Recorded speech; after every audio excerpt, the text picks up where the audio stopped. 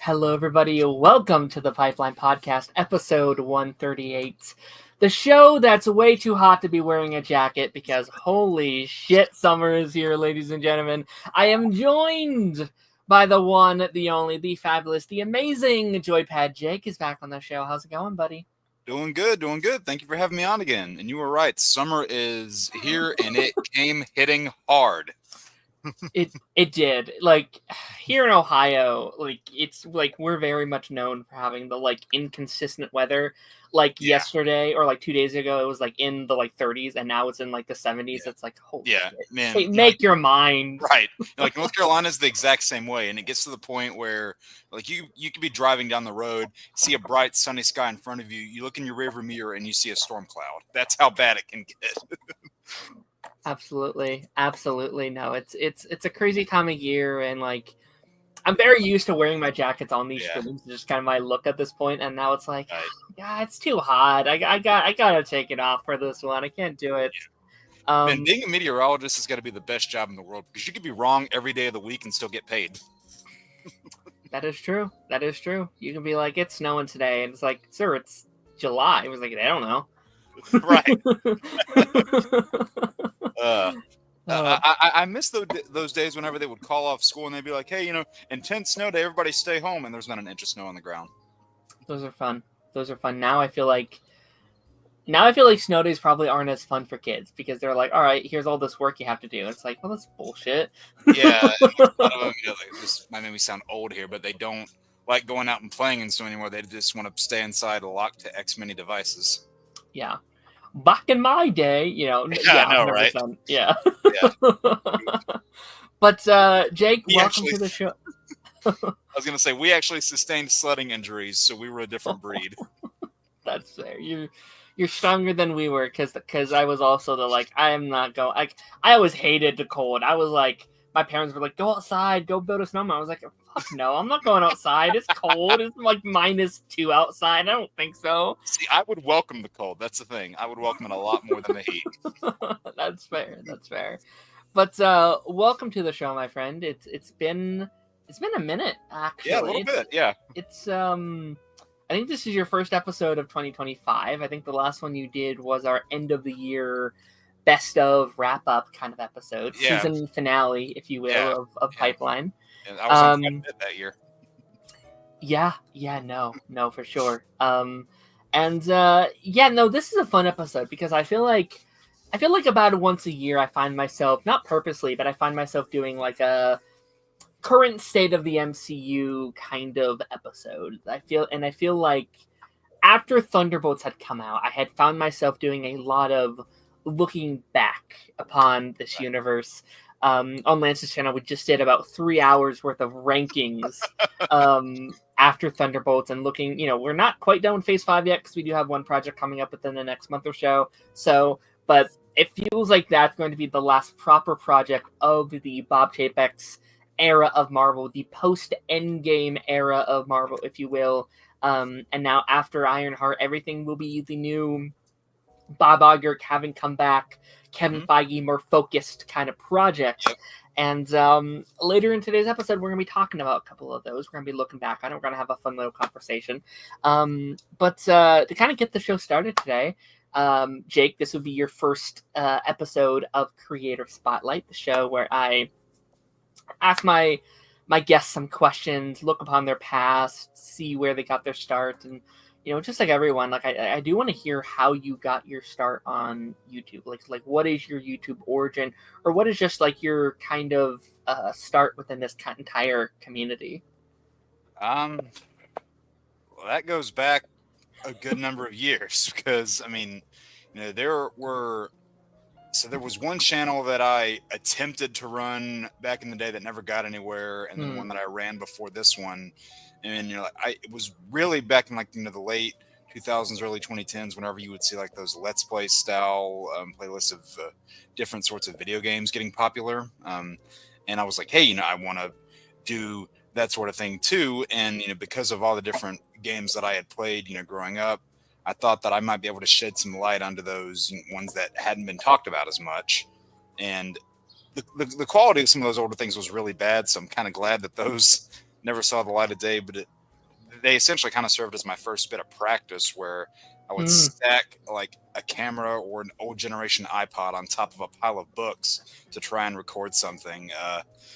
Commentary was not great. A lot of the Hmm. angle stuff was not great. And then my first, I guess, official channel, if you want to call it, I started that back in 2015. Started doing it with that same sort of thing where I gave, just let's plays of various games that I had done, and they were fun enough for what they were. But I, the more and more it went on, I started to look at it, and I went, I don't really see this going anywhere, and I'm starting to get to that point where I don't really believe in what I'm putting out there. Hmm. And if you don't believe in what you're putting out there, it's going to Yeah. show to the people watching it. Right. And after that point, I stopped doing YouTube for a little bit, and I mainly focused on Twitch. I streamed there for about Hmm. 2 years, and would just upload VODs of those streams to YouTube. That service as my content for a while. Sure. And then like start of 2020, or actually end of 2021, start of 22 is when I started, or is when I came up with the handle that I've got now, and wanted to rebrand. And the thing that I didn't want to do, which I was kind of present for a little bit, is I didn't want to. If there was that one thing that got me off the ground, which for my case, the thing that started to get me off the ground was that Secrets of Arkham series I started in mid 2022. It's been on a hiatus for a little bit, but just that brand really kind of got me going. But I didn't want to be that channel that just did that one, niche Hmm. thing, because then I would Sure. grow to hate that thing, and I didn't want to hate those games because I've loved them so much. Um, but even before that, I would do things like retro reviews of older games, which I still, want to do from time to time, because like it's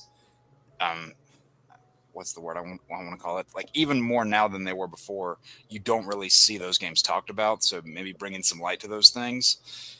And I don't know, like I've always wanted to be, that sort of variety type channel. And that's one thing that I always tell people who are looking to build, this sort of thing on YouTube. I say at least try it, assuming that you're going to be okay with the time and the effort it's going to take to build it, Hmm. and don't go into it assuming you're going to make millions. Like go into it thinking, this is going to be fun. You can meet people. Yeah. You might have a fan base that grows, and if it grows, then you'll like that feeling. Hmm. Um, and the people that do this sort of thing as their primary source of income, I do feel for those people, because I would not want that to be the case for me, because then I would grow to kind of detest it, and I don't want to detest, Right. the content creation that I do. And a lot of the ones that you see, and a lot of the ones that I do, for instance, even though they're like 5 to 10 minutes, a lot of them, whether it's a ranking, a secrets video, or what have you, even though they're like 5 to 10 minutes long, it still takes about 3 to 4 hours worth of work. Hmm. Um, and I want to make things that that it clearly shows that there's care there, but are also easily digestible, in small segments, so that way somebody can just pop it on, start it, and finish it if they're on like a lunch break at work or something that's easily Sure. digestible like that. Um, so going from the old channel to the one I have now, I really had to sit down and think. It's like, okay, what do I want to do? Um, Hmm. what have I seen that I've liked from other people? And I took what's commonly called as a remix strategy, to where you take 85% of a thing that you see on YouTube that someone else has done, and then you add your own 15% into Right. there to kind of transform it into your own thing, to where it's like you're not copying. Because I've seen a lot of different like secrets videos for games before, and I was like, hey, I really like this Arkham series. I could present a lot of secrets there. And I wanted to give it a distinct narration style. And be it to where it didn't seem like it was just copying anybody else, because like I'm gonna feel disingenuous if I just copy Mm. what somebody else is doing. And as like a little bit of a last thing there, those character costume rankings that you've seen me do a little bit of, those literally just came from one night last summer when I was bored, I didn't have anything to do, and I just got on my laptop because I had just finished a lot of Arkham rankings at the time. So I was like, you know what? What are five? What are five Batman suits that look cool that are not from Arkham? I typed five of them down. I'm like, okay, well now what about for this character? Typed five. What about for next character? Just typed five. So I literally have like 40 videos worth of material for that. I was like, you know what? I didn't even plan it to become like a semi-regular thing that I do. It just kind of happened. And to channel a little bit of that stuff that I did in my old channel, I've started bringing those Let's Plays back too, because I do still really like doing them. And, like I said a few minutes ago, like I've always wanted to just be variety tap based. So that way, like something there can resonate with any one person watching it. Somebody will gravitate towards multiple categories. Somebody will gravitate towards one, maybe just two, but something there will ideally catch somebody's attention. Sure. Sorry if Yeah. that was a little bit of a ramble. No, go ahead. No, like it's your story. It's 100%, all up to you. But like, yeah, no, like I think that's very interesting. It's like something you started to say about like, you want to make it feel genuine. You want to make it feel your own. It is so easy to fall into the trap of like just doing what everyone else is doing, just falling into that. If that's consciously or even subconsciously, like we consume so much content. If it's on TikTok, on YouTube, on various stuff, it's like, oh, this is how you do it. But it's like, but are you just doing what they're doing? And it's like, Right. you're not going to pull in an audience just doing that. Like that's something I struggled with early on, because like I was on, at the time, Party Nation when I launched the Pipeline, and like those early episodes, it was not not on purpose, but it was like, well, I'm covering the same general stuff that they're covering. I'm doing the same general thing. It's like, okay, how can I make this show a bit different than the other shows that I've done? And one thing I actually do really love that I've kind of done apparently to like some of our other friends is that I do really love the like one-on-one aspect of this show. Because like all of our friends, which we love that they do this, it's incredible. I love the community we built. It's a community, like their community streams is a whole bunch of people, and we all swap opinions.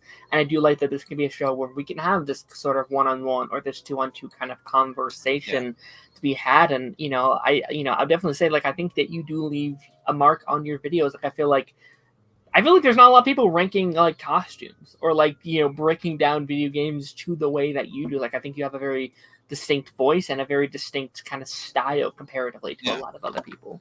Well, I appreciate that, man. And this is something that I really, I had to sit with this too whenever I was first rebranding. And I'll say this to anybody who's looking to get into YouTube.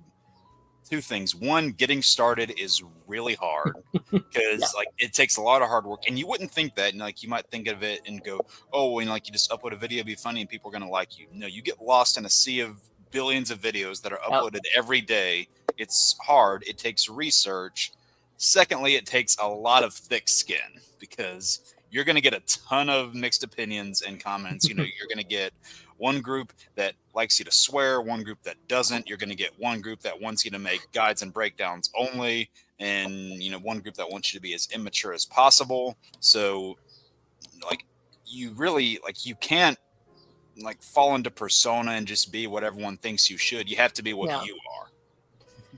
No, 100%. And like I feel like we're in kind of one of the worst times in terms of like internet culture and like how people perceive various things. Like I realized recently, I've been trying to upload more on TikTok and stuff like that, and like I realized that community is so different than how I view media, because like TikTok is so like in the now and how I feel right now, and just this like very blatant like surface level opinions. It's like, yes, but think about this thing a little different, and they're like, no, it's just like, this is how I feel, and fuck you, kind of thing. It's like, okay, all right. So that's the current internet culture and stuff like that. But no, I think you're right. Like I think it's definitely it can be a struggle, and and like I think you're 100% right about the like it has to be for fun. It has to be a hobby until it's not, right?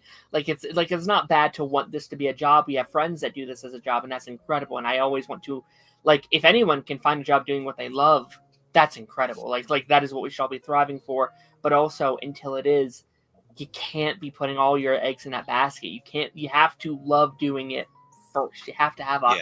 a love for the hobby. You have to find what you love out of it, and like this show can sometimes be a little frustrating because it's like, it's not the biggest podcast out there, almost 150 episodes. And like, I had to find very early on of like, well, I do it because I like talking to people. Like, I like having this genuine conversation, and it needs to be okay. Like, if no one shows up in the stream, it has to be enough for you. Just, you had fun having this conversation. Right. You had fun having that connection.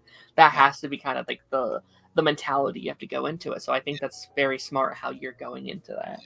Well, I see so many people too, just another thing here. I see so many people that say, hey, I want to dive into this thing. I think I'd be good at it. I just need to, learn some of the technical stuff. It's like, learn how to enjoy learning how to do things like audio editing, video editing, image editing, things like that in general. Learn how to do all of that. And then you can say, well, I have all these other skills. Why not dive into YouTube, see what I can do? Because if you don't like/know any of the backend stuff, then that's going to really, really affect how much you like the process. Yeah. No, 100%. 100%. I was also hoping to ask you about, and you can totally say no, but you also went to film school, right? That was an aspect of your past? Yeah, I did get a film degree. Yeah. Talk to me about that. What was that experience like?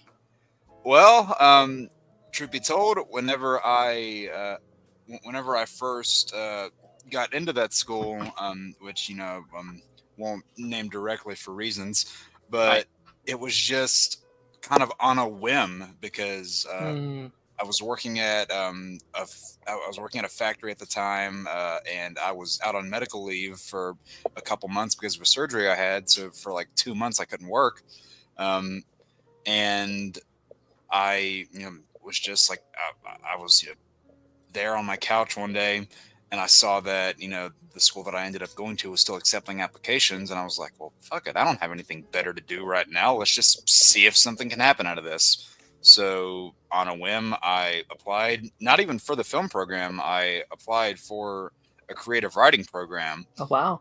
And a month and a half later, they got back to me and said, hey, you're in. So I called my parents. I was like, hey, this thing just kind of happened. And they're like, holy crap. So I was there. I was in that creative writing major for like a semester and a half. And I wanted to do something film related, but I saw that they didn't have like a minor program for film. They did have a minor program for creative writing though. Gotcha. So I kind of just switched it 2 semesters in. So then I got to where I got a major in film and a minor in creative writing so I could get the best of both worlds. And met a lot of great people there, still talk with them to this day. And any people that have graduated from there or that are currently there right now, whenever they have productions and things like that they do, I mean, obviously the industry is not as much of a flare as it was a few years back, so it's harder to get things out there these days. But right. I still try and help whoever I can, and making those connections, especially in an industry like that, is not what you know, it is who you know. Because like you can have those talents, but if someone doesn't know you, then it's not going to matter. You could be the most talented person in the world, but it really takes a lot of stepping out of your comfort zone to get those interactions and meet those people, because otherwise your skill set is going to get you nowhere. 100%. Yeah, no, like there is like, not to get off track here, like this is the same general idea, but like there's such a conversation right now around the like DC stuff. Is like, why he keep hiring his friends? It's like everybody hires their friends. That's what the film industry is. Yeah, all the great directors have done that, and it's those directors that get those sort of connections. Like for example, just to go under just to kind of piggyback off on your whole comic book thing. Zack Snyder and Christopher Nolan were friends, so they did that Superman pitch, like that David Goyer put together. And was brought to Christopher Nolan and said, "Hey, this doesn't sound like me, but it sounds like this other guy here." And Right. like Sam Raimi, for example, is another one. His best friend is literally the star of the Evil Dead franchise. Right. So it's all those different sorts of connections. Of course, yeah, and like that sounds like a great community to be a part of. Like I think like anyone who is involved with film knows how hard it can be to write, to produce, to direct, to do any of that kind of stuff. Yeah. So I think like whenever there's like, hey, I have this thing, do you want to be involved? Do you want to help? Do you want to do something? Like I think it goes both ways of not only like you knowing how hard it is and wanting to put in a hand, but then them also knowing like, hey, this person loves doing this kind of stuff. Can I get them involved? And I think that's a very cool community to be a part of. That sounds like it's like a very inspiring community to kind of be into, if you will. Yeah, I mean it really is, but something that I've kind of had to learn multiple times is know what you're there for, because like know the thing that they've brought you there for, and also don't try to pretend that you have knowledge that you don't. Because that's gonna make you look like a fool and make people not want to bring you on to future productions. 100%. What up, Lance? How's it going? No, that's amazing. That's absolutely incredible. And what's been your experience just like making films? Because I know you've done various different film outings and stuff of your own, right? Yeah, so there are like some that I have oversaw productions of that are on like an indefinite hiatus, just because like there were background issues that I don't know when I'm going to be able to fix. But the various productions that I've been a part of, whether it's things like directing photography, sound design, even something as simple as boom operating, getting all those different roles that you fill in those productions, kind of like I said before, it gets you in that room with that same people who are just as passionate about this stuff as you are. Right. And you not only do you learn more about what you're doing there, like what your active role is, but it gets you also more accustomed to talking to those kind of people, because of what field you're going into, or like that really, what's the word I'm looking for? It can really, so based on what field you're in, like whether it's film, nursing, whatever, the group of people you're going to be interacting with varies. So, and you talk to those people in different ways. So just being on those sets can really teach you how to interact with those people, like the do's and don'ts of that. Absolutely. No, absolutely. Like I bet it's such someone who has not done anything in the film world, that sounds like it's such a learning opportunity. Like it feels like you have to go into each one of those projects being like, okay, what can I get out of this? Like what can I learn? Even if it's not money, even if it's not whatever, what information can I take from this and incorporate it into my real world and my future ventures? So that's definitely very, very inspiring.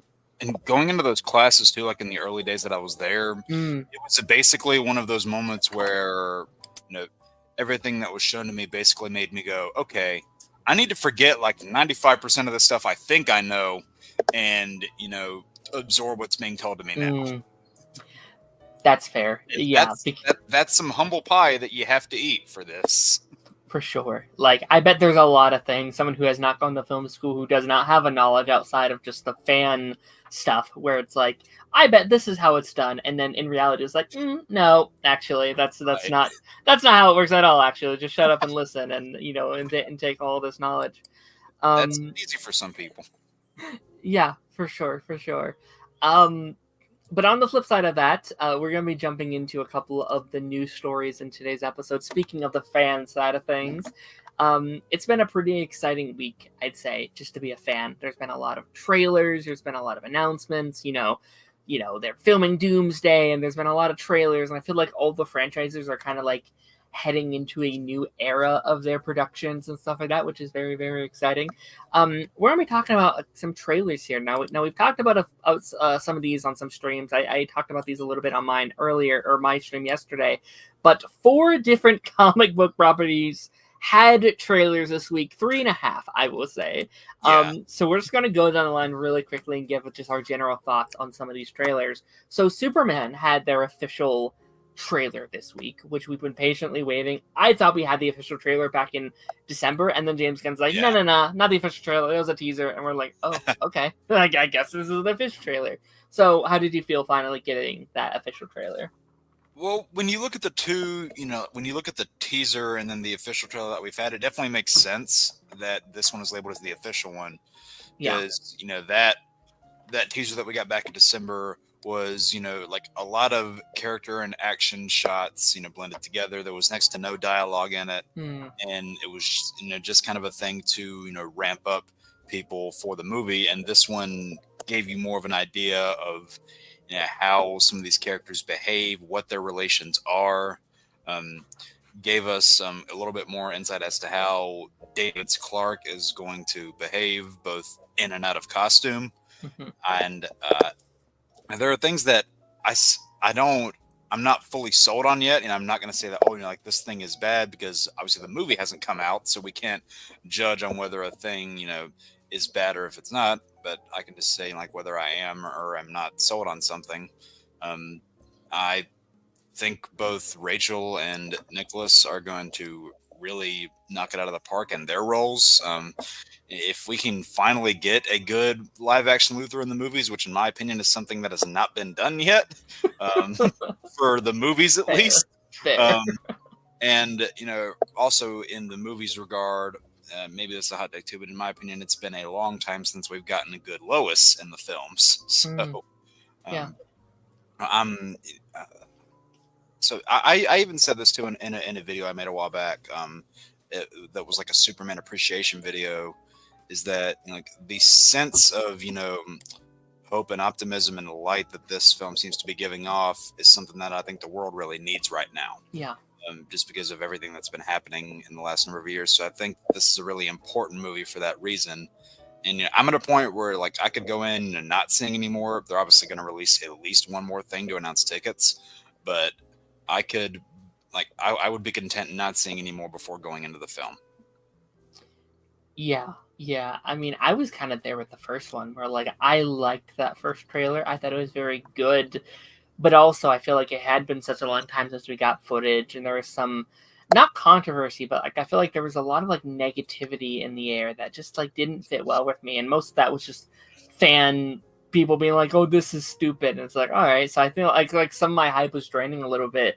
I feel like this really got me back, like, oh yes, this is my most anticipated movie of the year. That's right. This is why it's my most anticipated, and like that whole first minute of the trailer just being this like dialogue with like the iconic music and all these various things. It's like, oh man, this is so good. I'm excited to dive into these, not necessarily debates, but these very deep dilemmas in Superman. And I think it's doing a good job of keeping it classic, but also introducing these very real world issues. Like this is what a superhero would have to deal with if they lived in the current day and stuff like that. So that's really interesting. Important things to talk about. For sure. Yeah. And it really reminded me of that like Superman Lois scene that I love a lot. Yeah, that interview.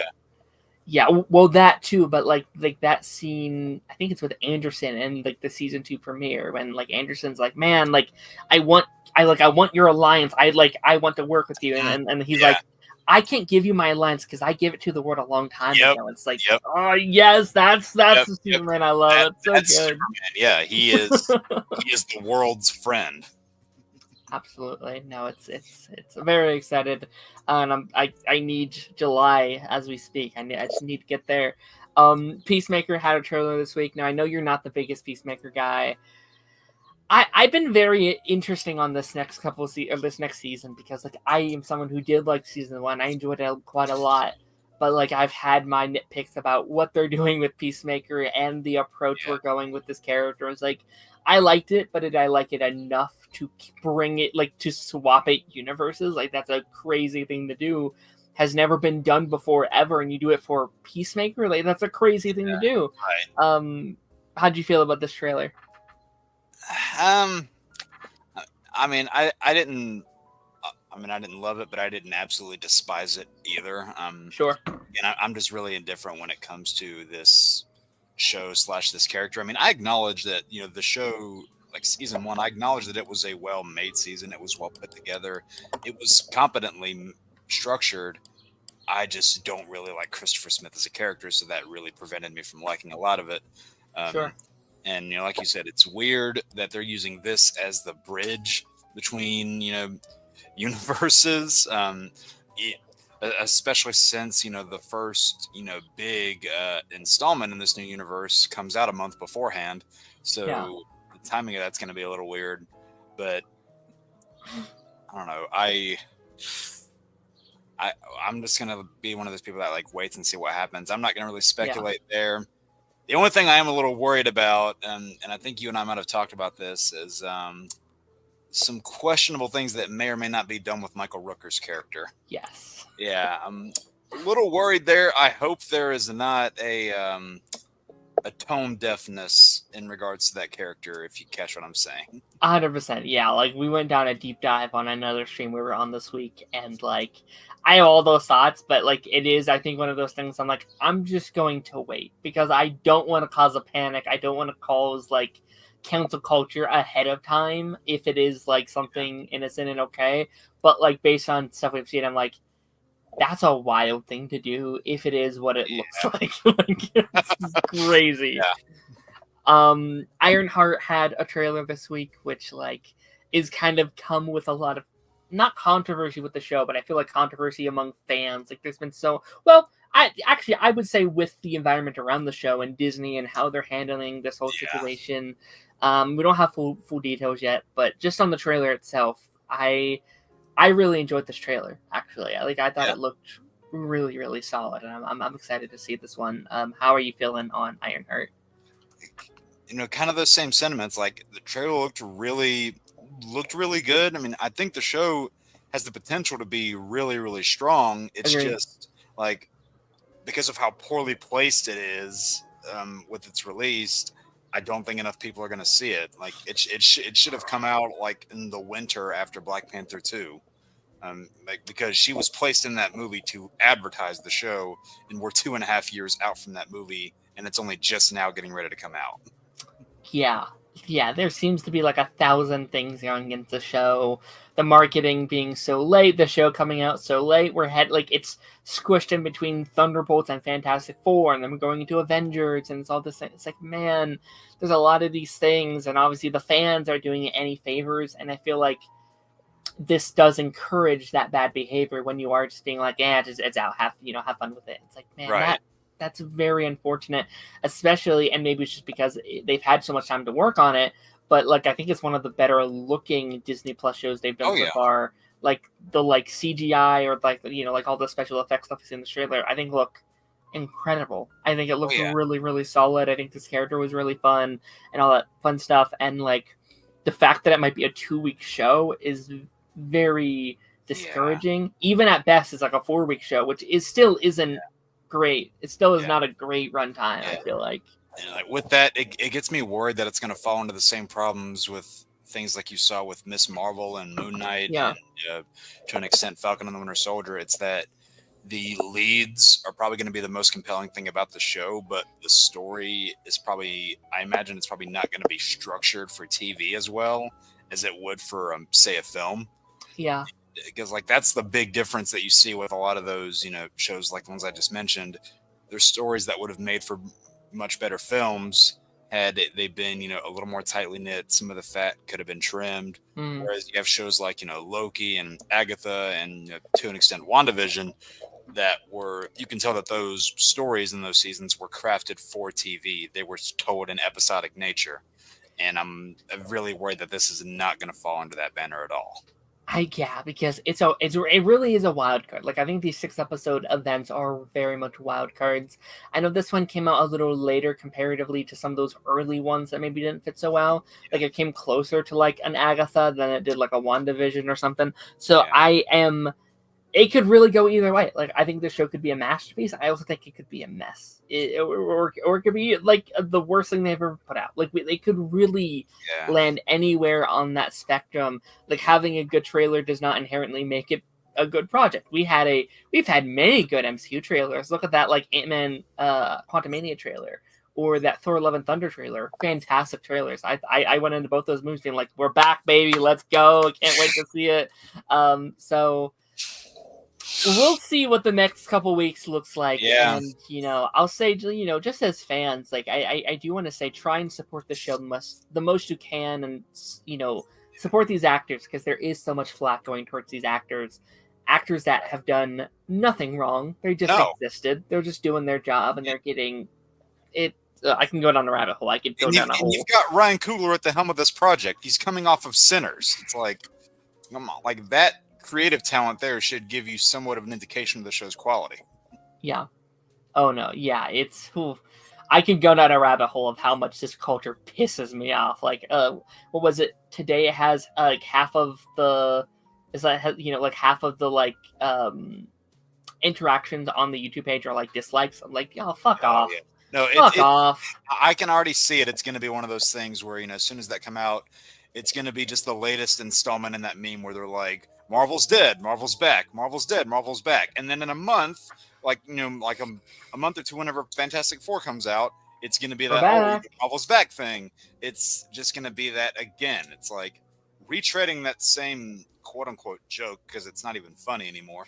Like, it's retreading the same joke. It doesn't make it entertaining. Yeah, we'll probably like that are just adding to the problem. We'll probably touch on this once we get to our retrospective part of the episode.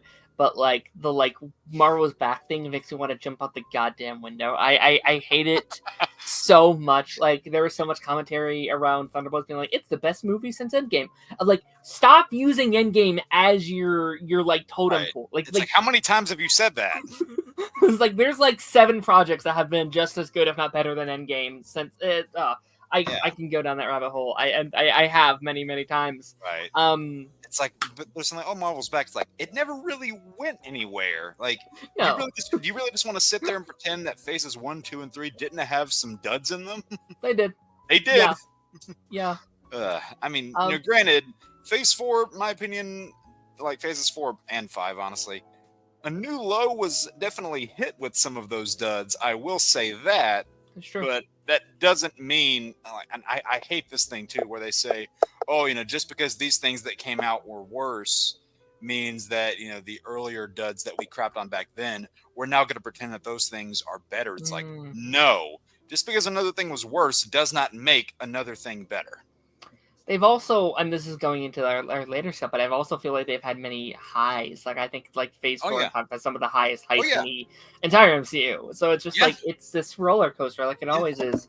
Really quickly, we also had the Spider Noir trailer. Now, I didn't show an image here because I don't know how. Right. No, that was fitting. How sensitive it is. I don't even know if we're allowed to talk about it. I don't know how. It's weird because like our friend obviously got a strike on his channel, so like ever since then I was like, ooh, I'm gonna keep away from it a little bit. But I do want to talk about it just here for a second. Like, I thought the trailer itself was actually sick as hell. Like, I saw that trailer and I was like, holy shit, this looks insane. This is kind of what I've been asking for out of the Sony Spider-Man stuff. It's a shame that it wasn't meant to come out yet, kind of thing. But that is such a unique vision behind it. Yeah, no, like it looks like someone had said it like looks pretty indie, but on like a big budget, and I was like, yeah, it does, and I feel like that's something that's kind of been, I don't want to say missing from Marvel because I don't want Marvel to become indie, but like it does have this like uniqueness. Like, yeah, it feels very artsy fartsy and stuff like that, which I think is very, very cool. And it doesn't just feel like another corporate inserted product. Yeah, and it's such an interesting thing because it's like, all right, we have the like Nicholas Hoult Spider-Verse character. Everyone loves him. Nicolas Cage Spider-Man Noir character.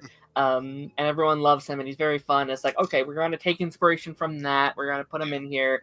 It's not canon to the Spider-Verse stuff, I don't think, but it's kind of inspired by that take on the character, kind of, which is very fun. I think that's good because like it not being tied to anything gives them free reign to tell whatever story they want. Yeah, that's true. And also, but like that's also the like confusing bit because like there's a little bit in that trailer like some of the music I was like, it's not Spider-Verse music. Like it's not like there's some like vocal cues. I was like, it might be. I don't know. And that'd be kind of fun if you can maybe include like the like live action Nicolas Cage in like the third movie because like he's not that one, but he is out there in the multiverse somewhere, and that's gonna be really fun. Like there is, as we saw in across the Spider-Verse, there's a lot of different variants that look real and ones that don't look real, and it's not far-fetched to think that, or it is not far-fetched for there to be a real-looking and a non-real-looking variant of a similar Spider-Man.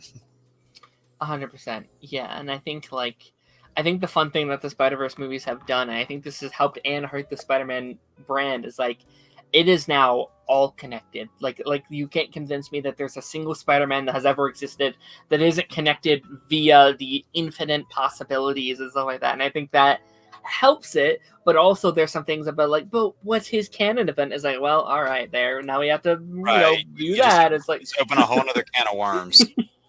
Absolutely. Okay, there's two more things here I want to talk about that aren't trailer related. This was easily my favorite news story of the week. In fact, I feel like people aren't freaking out as much about it because, the last couple of days are trailers and trailers and trailers. Jessica Jones is back, ladies and gentlemen. Christian Ritter is set to return as Jessica Jones for Daredevil Born Again Season 2, baby. Woo! We've been so fed up with Superman and Ironheart, and I feel like this kind of got swept under the rug a little bit. And it's like, guys, pay attention. It's Jessica fucking Jones. This is crazy. It's like, give me Mike Coulter back. Oh, man, this is like, when this had dropped, I kind of sat here thinking, I'm like, what a crazy MCU timeline this is right now. Because like 5 years ago, like we didn't have Daredevil. We didn't have Fantastic Four. We didn't have Jessica Jones. We didn't have X-Men coming in. We didn't have Doctor Doom. And it's like, I look at our current slate, I'm like, we used to beg for times like this. This is what we would campaign about for years and years and years, and we're living in it. And a part of me kind of thinks we're taking a little bit of it for granted. Yeah, people are still complaining. They're still complaining, and we'll get to this later, but our lineup is like Fantastic Four. We got X-Men coming. We have Spider-Man coming. We have 2 Avengers, arguably 3 Avengers coming and gone and stuff like that. Daredevil's coming back, and Punisher's getting special. And Jessica Jones here. And it's like, holy shit. We are living in such a good time. It just shows you how spoiled the fan base has gotten. Very, very. It's great, and it's easy to fall into because we get used to this stuff. But like Jessica Jones will never come back again in this form, like coming back from the dead again. And it's like, let's celebrate that a little bit. That's so cool. Because I mean, like for the longest time, and this is just like me, going back to all those older Marvel movies I watched. For the longest time, like whenever I watched things like the Blade movies, Tobey Maguire's Spider-Man, Bryan Singer's X-Men, for the longest time in the history of comic movies or projects, you stop playing the part, you don't come back. Yeah. So like now we're living at a time where we're seeing people like Wesley Snipes, Tobey Maguire, Jennifer Garner, like Hugh Jackman. We're seeing all these people again, and that all of these projects that didn't happen, like Channing Tatum's Gambit, we're actually seeing somewhat of a realized vision of those. So the fact that we're actually getting things like this is, I think, something that should at least be acknowledged. Is that, hey, we want to like pay respect to things that happened before, but show that we're not just using these things as like a cheap gimmick. Because like, while this is a whole nother rabbit trail that we could go down for hours about those things being used as gimmicks, at the end of the day, it's also just cool. It's cool. Yeah. It's so comic booky, and like I think re-embracing those characters back in here is one of the best things they could have done. I think they really underestimated the power these actors have, but also the power like the fans have in this respect. Like it's such a cool one. I feel like we brought back the 3 main ones from that universe that is like the most well regarded, which is Daredevil, Jessica Jones, and Punisher and stuff like that. Right. So yeah, they definitely had the best out of the shows. 100%, and I do wonder what this means for her as a character. Obviously, she's in Born Again season 2, which I'm very glad about because I don't know if I talked about it with you, but like I had said, like there needs to be someone from that era of characters, or at least mentions of them, or the plot won't make sense to me. Like you Right. cannot have New York under siege against the vigilantes, and all the vigilantes just like on vacation or something. Like you can't do that. So to know that she is involved at the least, that they've brought her back in, and obviously it's full creative control now. It's those, it's start to finish. This is their whole story. Do you think it ends with her this season, or do you think we might get a couple of others popping in here as well? Wait, so is it, as in, do you think like there might be more than just her popping in? Yeah, like do you think they're just going to save her for this season and then save some of the others for future seasons or future project, or do you think they might be some more sprinkled in here that we don't know about? It's definitely possible to have, like those ones sprinkled in here that we don't know about. Because like with Born Again season 1, I don't think anybody knew Bullseye was coming back. So like that was, kind of a surprise in that regard.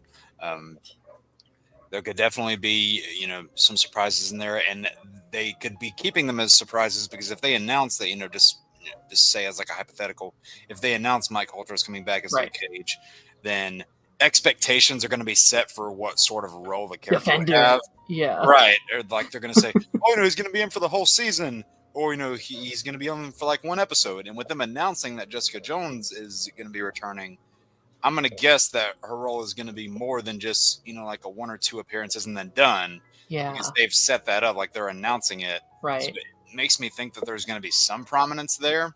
And they don't want to, set people up with like unrealistic expectations, even though the fan base does that on their own all the damn time. But anyway, yeah. 100%. Yeah. And like, I imagine announcing it was probably because like, hey, we're still filming. You gotta see her on set in that iconic jacket. Like, I assume they were like, all right, announce it, make it, make the news headlines, even though it didn't make the headlines as much as I wanted it to. Right. But like, give it to them full force, and then when they see her on set or whatever, even though I would have loved a moment where we didn't know, like that would have been such just a fantastic moment. Similarly, how we we kind of knew Kingpin was going to be in Hawkeye, but also we didn't officially know he was going to be in Hawkeye. And so like when that happens, it's like, oh shit, okay, this is crazy, this is wild. And so like I'll be interested in how they weave her into the plot. Like I theorized last season, like I swore in season 1, I was like, okay, the season's gonna end. She's gonna like knock on Matt's door, be like, I know where Foggy is, and all of this crazy stuff, and blah blah blah. So I'm curious to see how they introduce her into the plot.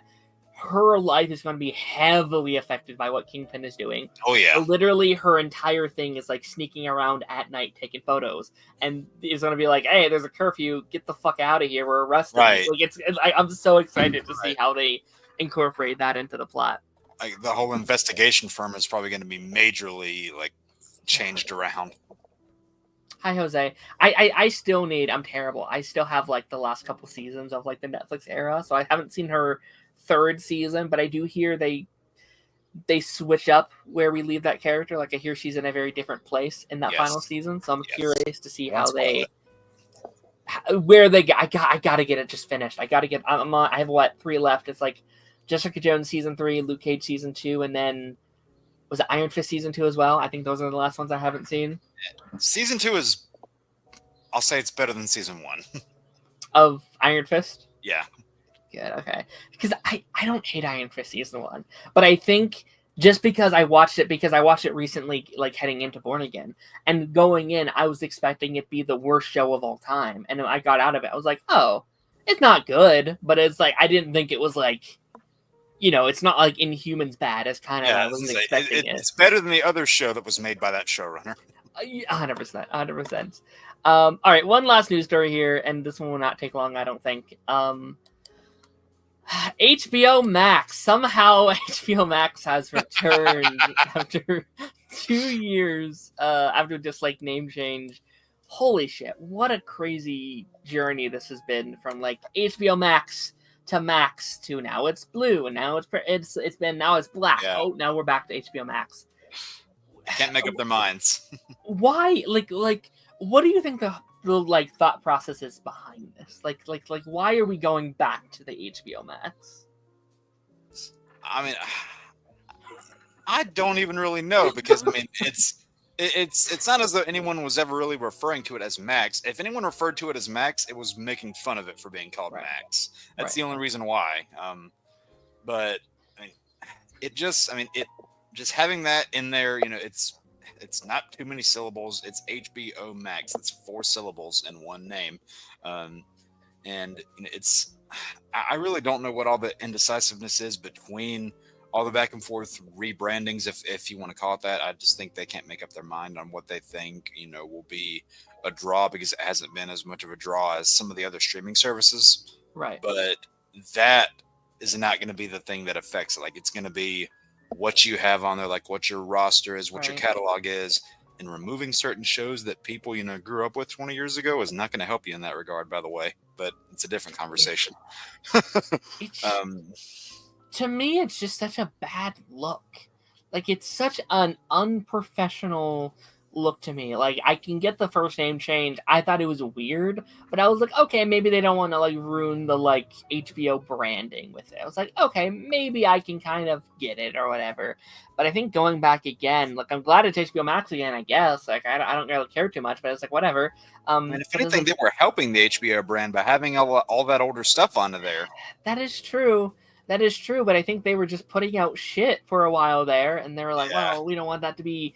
Because HBO is known for having fantastic quality shows. That is their reputation. So when you have, like, Velma on the HBO brand, it's like, well, I don't know about that. I don't know if that helps us and our brand at all, kind of thing. You know, stuff like that. Yeah, but you know, you don't see Disney Plus rebranding themselves whenever they put out duds either. That is true. That is true. Yeah, but like I kind of got the decision in theory, even though I did still think it was kind of dumb, and I always thought Max was a stupid name. It sounds like a dog. It sounds like I don't know. Like, when I think of Max, I'm not thinking of the streaming service. I'm thinking of like Goofy's son or some shit. Oh, like that Stranger Things character. Yeah, exactly. So, it's going to be interesting to see where this goes over the next couple of years. Is HBO trying to get their shit together finally? Maybe Warner Brothers trying finally. Maybe now that we got all these like DC shows kind of coming into the woods and stuff like that, like maybe that's the reason. I don't know. It'll be interesting. Yeah. I mean, honestly, I don't even think this is going to be something that people care about too much. They're just going to roll their eyes and be like, oh, okay, and then move on. And the marketing's been interesting too, because they've been getting all their actors to like make fun of it. Like, it's interesting that like they know the reaction of people being like, "What the fuck? Why?" And so they're literally getting like James Gunn and John Cena and all their spokespeople to be like, "Yeah, this is kind of dumb, but whatever. I guess I'll have to read it." You know? Yeah, because now, like, whenever things come out, you're going to see all these different things: an HBO Max original, a Max original, now back to HBO Max original. It's like, it's just going to create confusion that doesn't need to be there. Yeah, like I was trying to break it down to my grandma today, and I was like, okay, if you see it, if you see an HBO Max, it's still the same streaming service. It's like, wait, so now there's two. I was like, no, this is this and this is this, and it's like, oh man, okay, like it's the same thing, just with a different name. It's going back to what it was 2 years ago. It's fine. The thing that really surprised me, whenever they first rebranded to Max, I thought it was just going to be a thing where you update the HBO Max app on like your cell phone or whatever, and then it just switches. But no, you go into the HBO Max app and they say, "Hey, this doesn't work anymore. Go to this thing." It's like, why? Just changed the logo. That's all you had to do, and maybe change a couple things here and there. That takes a lot less work than creating a whole new app, even if you're just transferring a lot of stuff over. And I mean, I'll say it would be really funny if they just made a new app. They're like, actually, the old one's good now, guys. Go back to that one. Because I think I still have it on my tablet. I think I have HBO Max still. Yeah, I think I have. Hold on, let me see really quickly, just for funsies. Oh no. I think I still have both. No, I must have finally deleted it. Damn. Okay. That would have been funny though, because I thought I think I finally switched over, because like for like months I was like on my tablet and like I would press the thing. I was like, you have to update it. I was like, it's not worth it. I'll just watch something else. It's fine. There's a chance you could be reinstalling it. We'll see. We'll see. But yeah, we're gonna be hopping into some MCU discussions here. Allow me to shift the screen here for just a second. So Is the screen supposed to change? Oh yeah, there we go. There we go. I was like, wait a minute, what's going on here? No, I'm very. What? Give me a second. I'm trying to fix this thing really quickly. But we're gonna be hopping into an MCU retrospective here for a second, at least of the last 5 years.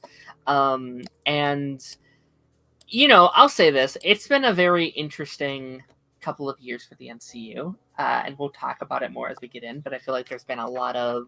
That's a word to describe it. There's been a lot of controversy. There's been a lot of changes. There's been a lot of things that have happened. Some of it is in their control. Some of it simply was not in their control. And we're going to be talking about it and just going through and having just a very chill discussion about where we are within the fandom. What would you say is your general thoughts about the MCU over the last 5 years? Like, if you could describe it in one word, what would it be? One word? Directionless. That'd probably be my one word. Sure. It's weird because there's been many directions, right? Like there's been many focuses on like we're going here, and then it's like no, we're going here now, we're going here, and it's been interesting because like I guess I'm kind of just jumping right into it, but like I feel like post Endgame there was such a focus on like we were asking for more. It was so popular, people loved it so much, people loved Phase 3 that we told them as fans, we want more of this stuff. We want to see where it goes. We were at top of the world. We were so excited. So they were like, okay, here it is. And I feel like Kevin Feige has always done a very good job. We can talk about this later. Have always done a good job of giving people what they want. He like once he hears what they want and it's time to course correct, he gives us what we want. He does a very good job about that. So at the time, he's like, you want more content? Okay. Here's movies, here's TV shows, here's specials, here's animated shows. Yeah. Here.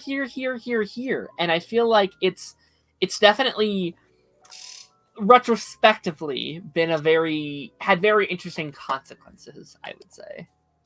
Yeah.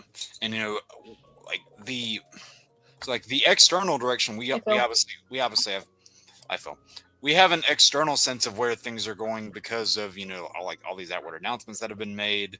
Obviously the Comic-Con announcement last year, like we knew that that's where the universe was going from a fan perspective. But I think one thing that's kind of hurt this era is that like the characters it doesn't feel like any of these projects have been really leading up to this because a lot of them have been, good in their own ways and like have had individual things that work about, them. Some have had, things that work less than others, but you could look at some of the like the early things in Phase 1, going all the way up to the start of Phase 3. You could see where the seeds were being planted, and just to use this as like the biggest example, there hasn't been anything within the actual movies or TV shows of Phase 4 and 5 that has given any indication that Doom is coming. And because of that, I feel like it's gonna feel a little bit ham-fisted because like with MCU, like with the earlier phases, you kind of knew that's what was happening, and you saw, people like Loki, like even a little bit from things like Iron Man. It's like, hey, Thanos has been in my head for 6 years. Right. And like you saw like those different appearances where he would pop up in the Guardians, obviously with him being Gamora's and Nebula's father, things like that. But none of these characters, I mean, well, presumably I'm guessing until Fantastic Four, have any connection to Doom whatsoever. Right. So all of that is, I fear that it's going to be a little bit ham-fisted. That is definitely a fear. Yeah, and like I think like it's that's part of it where it's like it's not necessarily their fault in that regard because it was the Jonathan Major situation that went off the rails, and I would kill to go into a different timeline and see what that era looked like. I would have killed to live in a timeline where that whole situation didn't happen and everyone was just a good little boy, and like there wasn't like all this controversy, because like I do think ultimately I think we'd look back at Phase 4 and 5 a lot more pleasantly. Like I think we would. Yeah. It would feel a lot more connected, and I think Thunderbolts really showed me that there was a sort of direction, right? Like, and I think like those characters are the most consistent thing in the MCU. Like I think like the grounded elements have been the most consistent thing. Like you have it like Falcon and Winter Soldier led into Black Widow, which led into Hawkeye, which led into, I'm looking down, I guess that was it for a while, right? I feel like after that they kind of go off the rail a little bit. Black Panther a couple years later, then it goes into Thunderbolts, like that row, and honestly I'd actually be very down to just watch all those projects straight through, because I feel like if you just watch those stuff, it's like, oh, there is kind of like a through line there that we just didn't know yet. And I would even include something like Brave New World in that category, because like you can debate the body of the film all you want, but both that and Thunderbolts they definitely made the universe feel a lot more connected than it has in a while.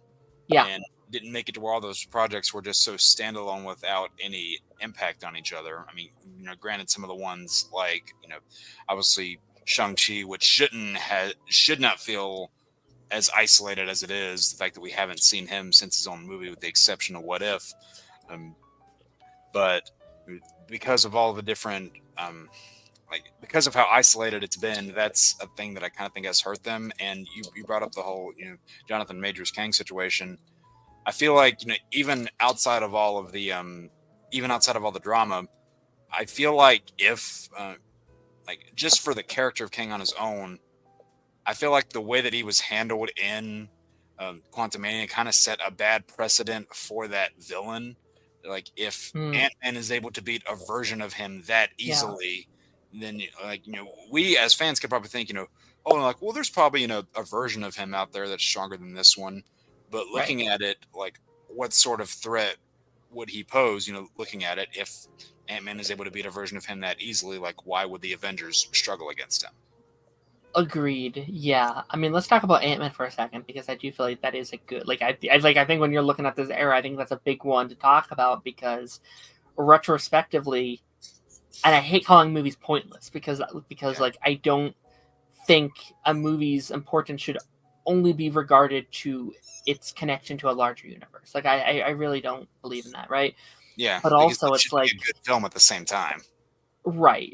Like when the whole DC thing was happening 2 years ago at this point, where like we were leading into all these movies, it was like, oh, like these movies don't matter because they're not connected. It's like, whoa. That, like, not necessarily. They could just be good movies. Like we should be able to be excited for these movies, not because they're connected, but because they're potentially good movies, right? True, very true.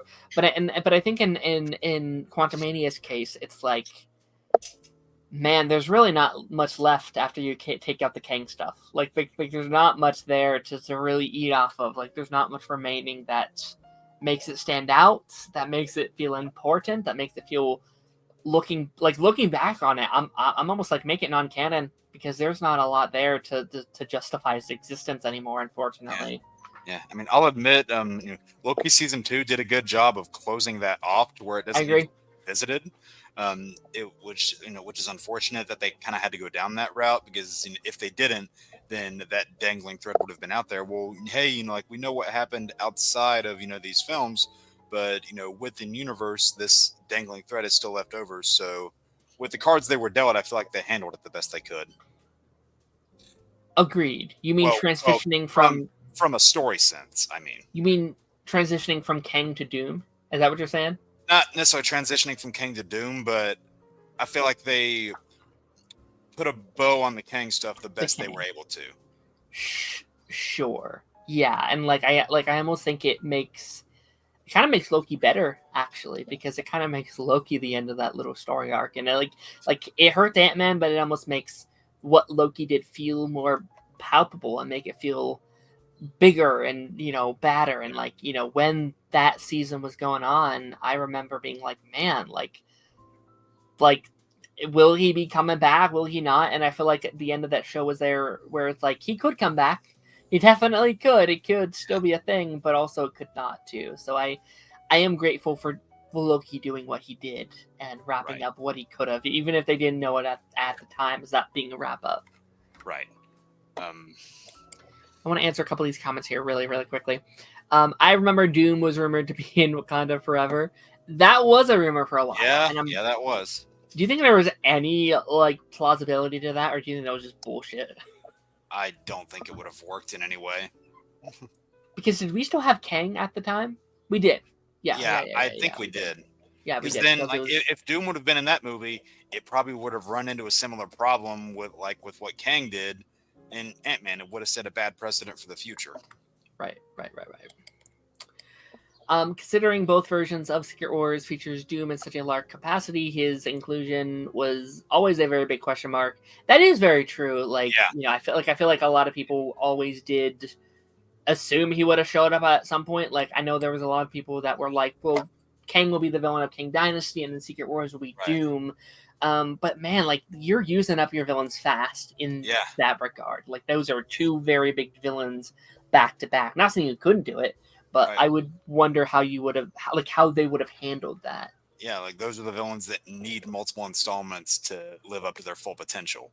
Because like, just think about what it would have done to Thanos if he was just a one and done in the first movie where he had a prominent role. That would have pissed a lot of people off, because that was exactly what happened. That was a criticism of Marvel for the longest time, is that they introduce a villain and then kill that villain in the same movie. So many of their movies have done that and were heavily criticized for it. But then when they started breaking that mold, and you started seeing, villains like Zemo, Vulture, who were not killed in their debut installments, then it's like, oh, okay, are we moving away from that a little bit? Right. No, I'm yeah, like, just to go back to like the Doom stuff, and I feel like we're just kind of all over the place in this little thing here, but like, I do think you're right. Like, I do think the build up for Doom is definitely very random. It's very spur of the moment, and I feel like maybe their thought process was like, well, we don't want to be associated with that King name anymore. It's pretty boggled down through pop culture, and I still think they could have done well, and it still would have made like $1 billion. But also, it's like, I understand from a business you want to associate all the bad energy around a title, right? So I can understand that stuff. And I feel like with the Downey thing, and I'm someone who's still not convinced over the Downey as Doom thing. I'm holding my thoughts on a lot of that stuff. I'm still not in love with it, but I feel like they're like, okay, we need someone fucking quick. We want to wrap this shit up. We want to be done with this era, this multiverse saga. People are getting tired. We gotta wrap this up quick. And it's like, what villain and what actor could we possibly do that's quick? And I think Downey is quick. He is easy. You can get him in here and you can get him out pretty quickly. And it's someone you can recognizable. Like, I feel like people are going to get attached to him pretty much immediately, and you don't have to do all this groundwork that you did with Thanos.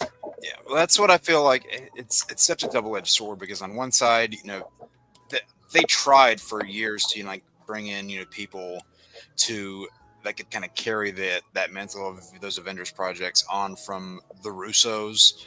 They tried to bring in several people that could take on that role, and it wasn't working. So they brought the Russos back. They brought Downey back, and it's a lot of borrowed trust. Like, you see the face of Robert Downey Jr., that is borrowed trust. Like, you've seen that's worked. You see the direction of the Russos. We know that's worked. So like, there are several ways that it could go really right for them, but also, like, the pessimistic side of me says, like, there are several ways that it could also go wrong. Sure. Because I mean, I've kind of gotten more alleviated on this fear as time has gone by, but like Doom. So prior to the MCU, Doom was a far more recognizable villain than Thanos, and had much more of a. He had a lot more recognizability to him, and I don't want the main push to just be RDJ's face instead of Doom as a character. Yes. It's like such a disservice to that character, who, let's face it, has had an abysmal track record when it comes to live action appearances. Like, it's been absolutely terrible. So, like, I want to see a good prime and proper Doom, and I'm sure we eventually will. because people were saying so many people are under the impression that RDJ is going to be Doom beyond these two Avengers movies.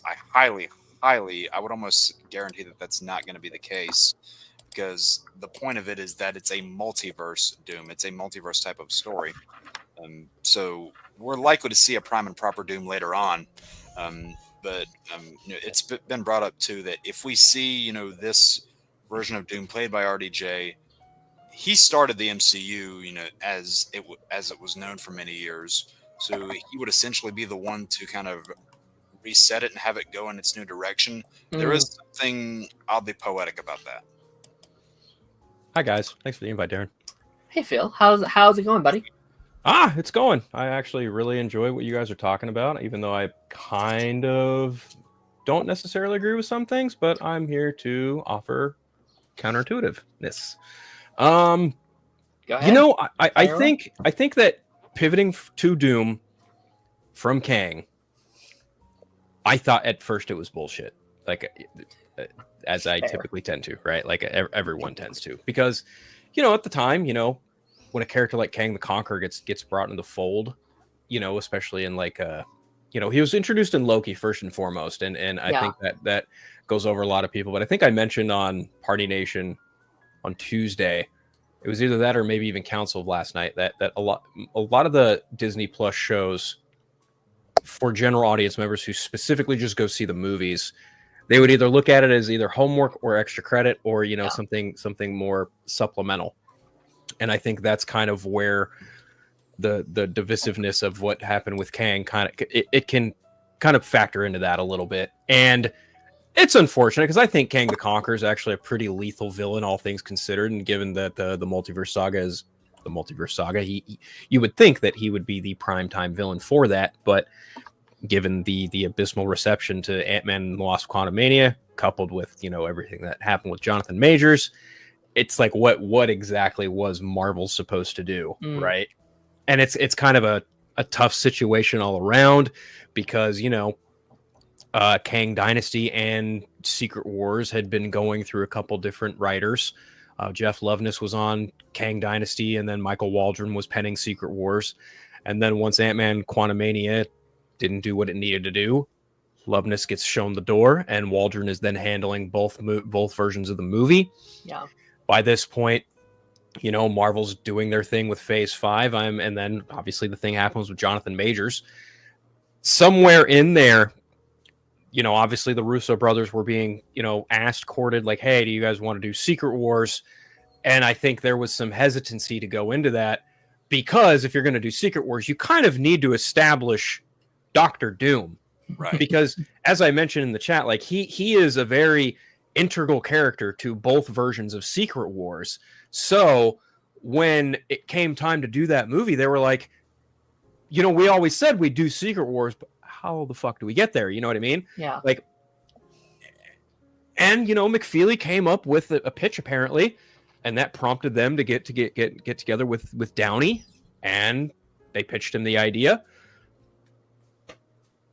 Love it or hate it, like I actually think it's actually going to work out better in their favor. Number one, because you're going to get people back in the good graces. Robert Downey Jr. is back. It's a reason for the people who fell off to go back again, and that makes sense. But on the other hand, I think, and I've been saying this for a while, had they cast some other person, be it Mads Mikkelsen, be it Viggo Mortensen, be it anyone, or even just a Romani actor to even make it more closely to Doctor Doom in terms of ethnicity, I kind of feel like you just kind of run the risk of doing what happened with the last two movies, or the last two incarnations rather, where people would have just went, oh, okay, it's just another Doctor Doom. Whatever. Like, people would have just shrugged and went, whatever. Having it be Downey adds a level of gambling with fan expectations, number one. Number two, you bring back the familiar people who've probably dropped off. Number three, as Jake mentioned, and as I've iterated many times over, like, it is a very poetic thing for the guy who started the MCU to effectively, reboot it in this sense, because as we know, Secret Wars is kind of that easy button for them to reconfigure things in a way that makes it a lot more streamlined until they unshackle that multiverse box of Pandora again, which I don't know that they will, but at this point, it's I'll be very curious to see what the next phase, or rather the next saga of Marvel Studios looks like. A lot of people are theorizing mutants. Kevin Feige has said he's got 10 years worth of a mutant saga to tell. And I'm like, okay, that's totally understandable, because the beautiful thing about X-Men is they don't just stay on Earth. They don't just stay in one timeline. Like, they go all over the place. So you can take bits and pieces of what worked in the Infinity Saga and the Multiverse Saga to an extent, and literally just capitalize on that with a lot of the X-Men stuff, and even to a lesser extent, the Fantastic Four, whoever the hell the new Avengers end up being after Secret Wars, because that's certainly a question. Honestly, I think, again, just pivoting to Doom, just to me, when you really, really sit back and think about things, like, I think it made the most sense to do at the time. And again, like, I think had Jonathan Majors not been, convicted guilty, they probably would have tried to save face and stay course as best as they could have. Yeah. But I don't know. Like, I'm kind of like you. I would be very curious to see what that timeline looks like. You know what I mean? Yeah. My biggest fear for like all this X-Men stuff is like, like if that is, the focus where it's like X-Men and Fantastic Four are the big faces. Mm-hmm. Where does that leave everybody else that's in this saga that's going to be like transferring over? Where does that leave all those characters? Yes, like we talked about this a couple of days ago, Jake, but it's like there are a lot of projects that they've said are coming, a lot of sequels that they want to do and that aren't X-Men. We have a potential Thor, we have a potential Doctor Strange, we have a Black Panther 3, we have a Blade of maybe someday, I don't know. Like, there's a lot of these characters, and then you also want a Fantastic Four sequel eventually, a Shang-Chi sequel eventually, Young Avengers maybe at some point, New Avengers, regular Avengers movie. Like, there is so much in their catalog, and I'm very curious what that like that Phase 7 announcement is going to be. So fascinating to me what that slate looks like, while also trying to build up the X-Men, and where is that going to be building to. It's going to be fascinating, because that's going to be, I think Secret Wars is basically going to be their outlet of, they're going to say, okay, here's what works that we're going to carry over, here's what didn't that we're not, and like they're probably going to play a little fast and loose with their current catalog. Yeah, I bet Kevin Feige had a meeting with a lot of people and was like, listen, we have 10 years more to plan. Do you want to do this for another 10 years? Are you with us for another 10 years, or you want out? Because this is your time. This is the time to take people out. This is your time to, if you are going to recast anybody, this is the time to do it. That's going to be interesting. Like, what are some of the mistakes we've had over the last couple of years? Like, which ones do we want to fix? Which ones do we want to loosen up a little bit? It's going to be very interesting. It is pretty poetic that he has a 10-year X-Men plan, and the first X-Men back in 2000 is what he started with as far as this whole Marvel journey. That's a very cool circle. It's definitely curious to see what that plan entails. Imagine being Kevin Feige and then watching Bryan Singer and Brett Ratner effectively butt fuck the X-Men. Yeah. And not in the fun way, Matthew Vaughn got lucky with his installment, I'll say that. He was between him and James Mangold, and I would even say like Ryan Reynolds, because he more or less he shepherded the Deadpool trilogy. Right. Yeah, those are the three people. Those are the three people that arguably had the most creative freedom in any of the Fox X-Men. Yeah, because a lot of the influence behind those Deadpool movies was not so much people like Tim Miller, David Leitch, or even to an extent Sean Levy. It was more so Ryan Reynolds as the influence behind those. Not only that, like, when it comes to Bryan Singer, how often was he actually on set for how many of those movies? Because we know for a fact he wasn't present for the majority of Apocalypse, or the back half of Apocalypse, I should say. I don't know about Days of Future Past. I think even the second film, like Halle Berry kind of told him to kiss her ass over something. I don't remember what exactly, but yeah. I also remember that Matthew Vaughn even walked away from X-Men 3 after some suit told him, like, we only gave Halle Berry the script so she'd sign on. We're not actually going to use this. He was like, what? Are you fucking serious? Fuck you. I'm out. Right. They basically said, as soon as you walked in the door, we threw that version out.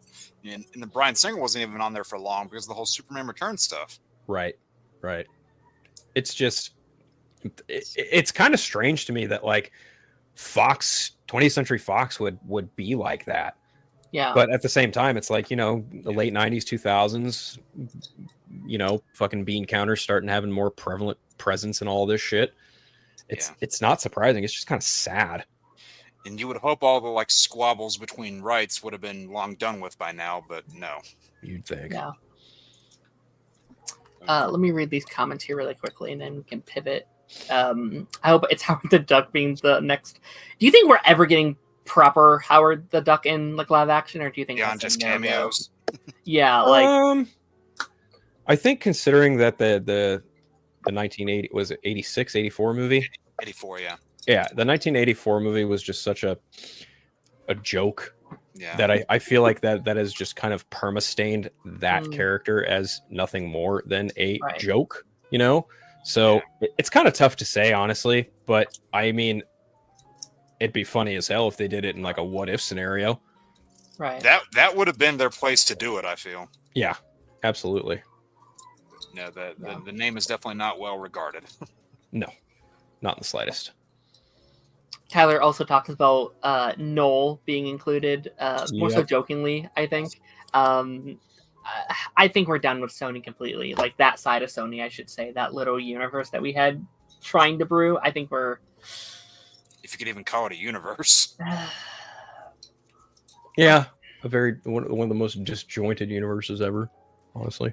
Yeah. I'm really curious because it's like they're going to have to make new Sony like Marvel movies eventually, right? To keep that contract going, as far as I'm concerned, right? So I'm curious, what are their next steps? Are they going to try again? Like, are they going to try something new, fresh? I know we talked about the like Spider-Man noir thing earlier. I was like, well, this is kind of more of what in style of what I want. Like, this feels doing more experimental, doing more what feels like something made with heart, you know, comparatively to what we've been doing. So it's like that'll be interesting, I guess. Like, you're actually putting new installments and new stories out there with the main character that you bought, and not trying to just dance around him with project after project that keeps on failing. Right. Yeah, I don't know. It's kind of a gamble because like all Sony has now at this point is Spider-Man, and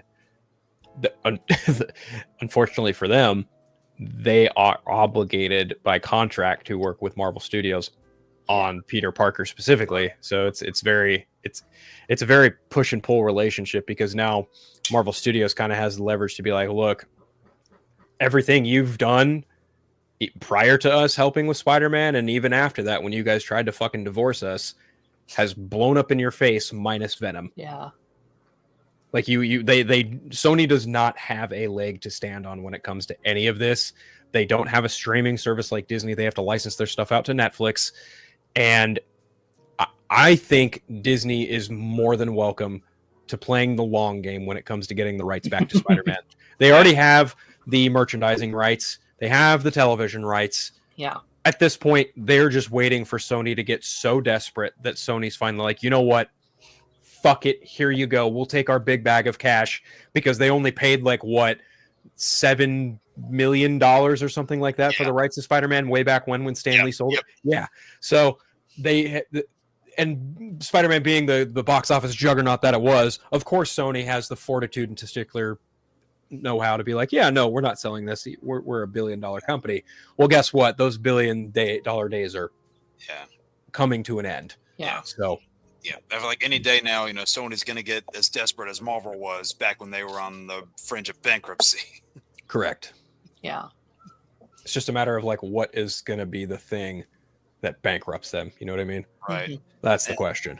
And the fact that it wasn't a number of these projects that have been released in the last few years really makes you wonder how low it has to be.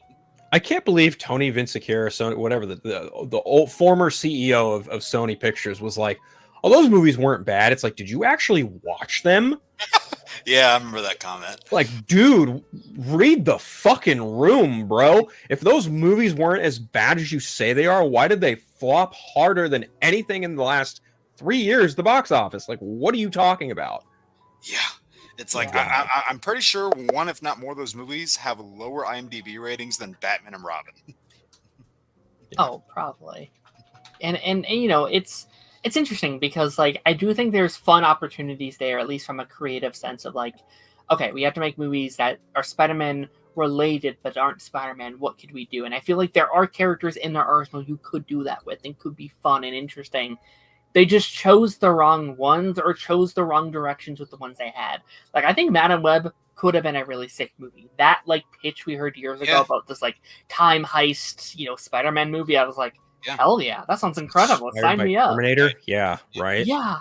Hell, even with a character like Craven, you could have made a really interesting movie out of that. And this is something I've said too for the longest time.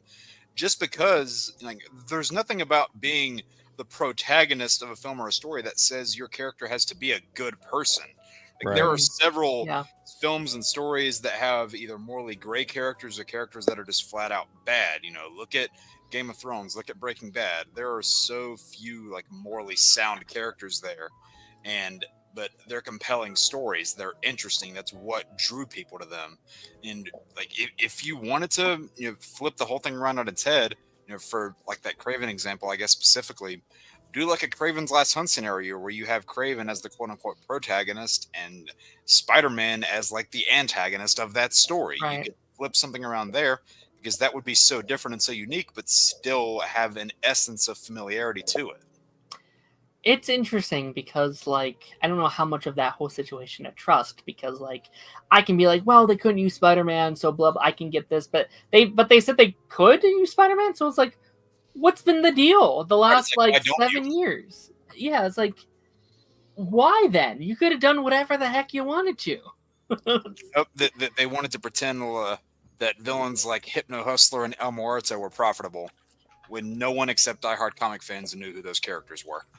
I couldn't tell you who they were prior to those getting announced. I was I don't know these guys. It'll be interesting to see that kind of direction going forward. I agree. Yeah. But kind of going back into these early phases, if you guys were to pin out what the overarching problem was, the things that didn't necessarily work for you as a regular throughout these projects, what would you guys say that it was? Jake, you can go first, because I think my answer's a little bit less winded, but I guess that depends on how you feel. Well, I don't even know if you can really just nail it down to one specific That's thing. Fair. Because they were put in a time where they were trying to put more things out there, and Chapek was just going content, Mm-hmm. and that that just opened the door for more projects, but less quality on a lot of those projects. The whole deal, because the whole merger happened right as soon as the Infinity Saga was reaching its climax, so that kind of opened people's expectations for, are we going to get this stuff right away? And then we were getting ready to 5 years later. But I feel like a lot of the TV shows really set that precedent, and this is not necessarily their fault. This is a lot to do with fan expectations, like Phil mentioned, of creating those stereotypes and stigmas of the homework issue or extra credit, things like that. But like I said before, a lot of it just while you've had good projects that have been good standalone, a lot of them haven't felt like they've been not even just connected, but leading to something. Whereas externally we know what they're leading to, but internally there isn't really.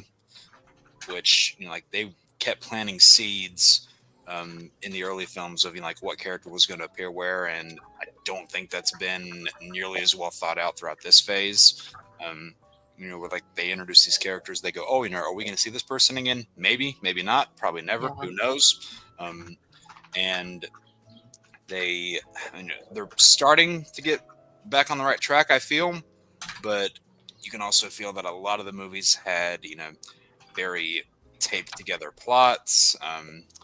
Some of them were riddled with reshoots that hurt the flow, and just there are a number of them that just feel like corporate placements rather than individual projects that had heart and soul and a unique identity behind them. And things that they're just putting out, unfortunately, kind of like Ironheart, where they're just saying, hey, us as Disney, we're just going to put this out here. We don't really have any faith in it, but we're just putting it out here because it's another thing that we have. Right.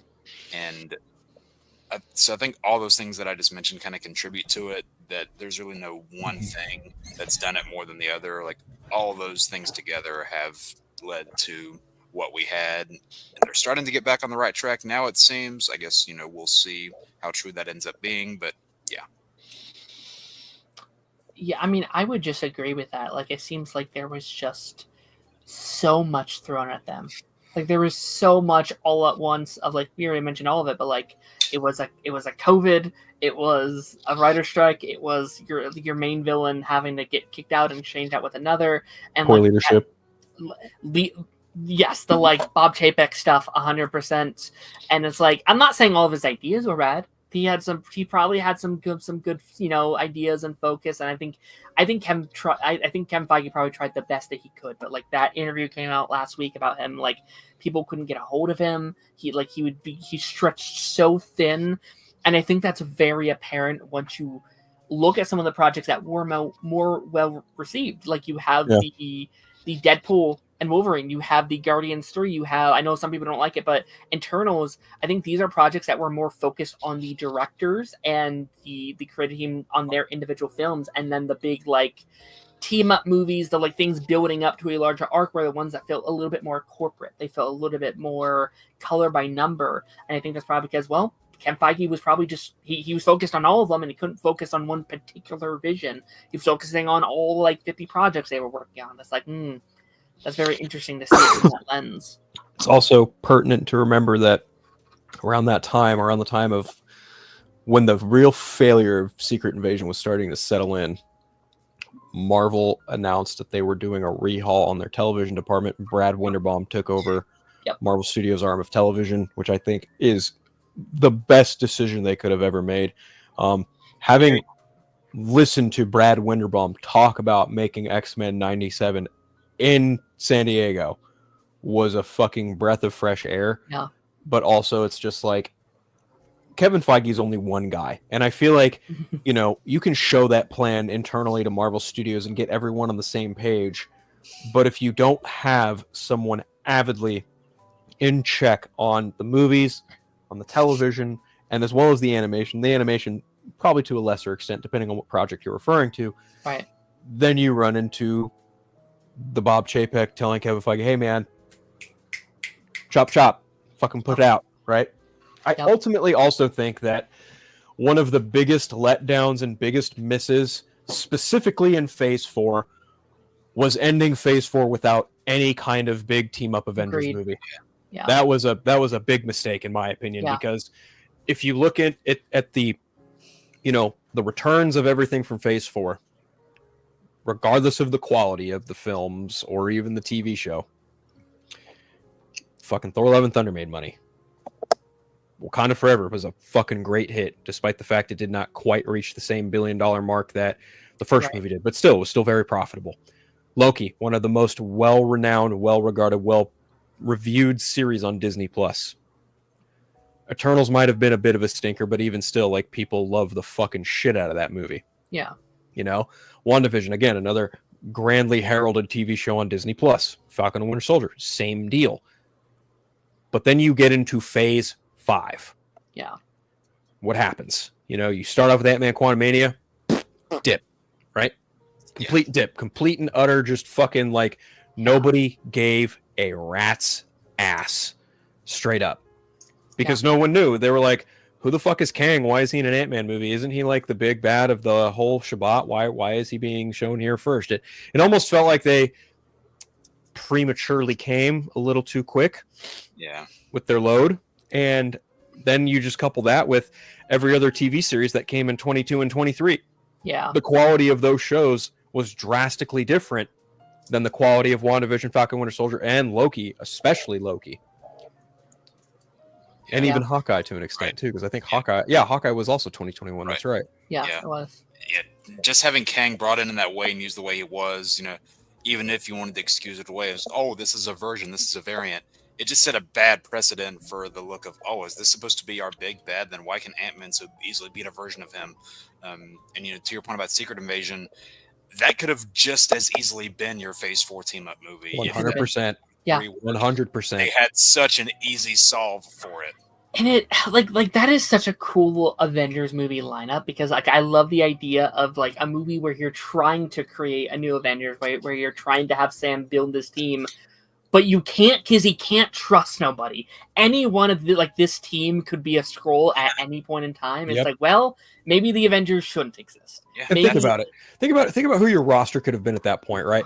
You could have easily had Sam pick up his shield right from the events of Falcon and Winter Soldier, Captain Marvel before she goes and deals with the Marvels, right? But she's brought in because of the whole scroll thing, right? Mm-hmm. You've got possibly Nick Fury there. Yeah, matter of fact, yeah, I would include Nick Fury because that would be a perfect ode to Avengers 1 when he shows up, you know? Then you can bring in Shang-Chi. Yeah. Like, why the fuck not? What if he finds out there's a fucking scroll in his mom's village and he's like, what the fuck is going on here? I'm going back to New York to figure this shit out. Right? Like, where the fuck, you know, there's a way that you can integrate these characters into a story where they are not only forced to work together, but then they have to, like, get over the fact that, like, they may not be able to trust each other. Like, there is ample room there for that story to have been a really great Avengers movie. Yeah. And, you know, Marvel and Disney, and I would even say Kevin Feige, they kind of had a bit of oversight going, we're going to put the Avengers on the back burner for now. That was a fucking mistake. Yeah.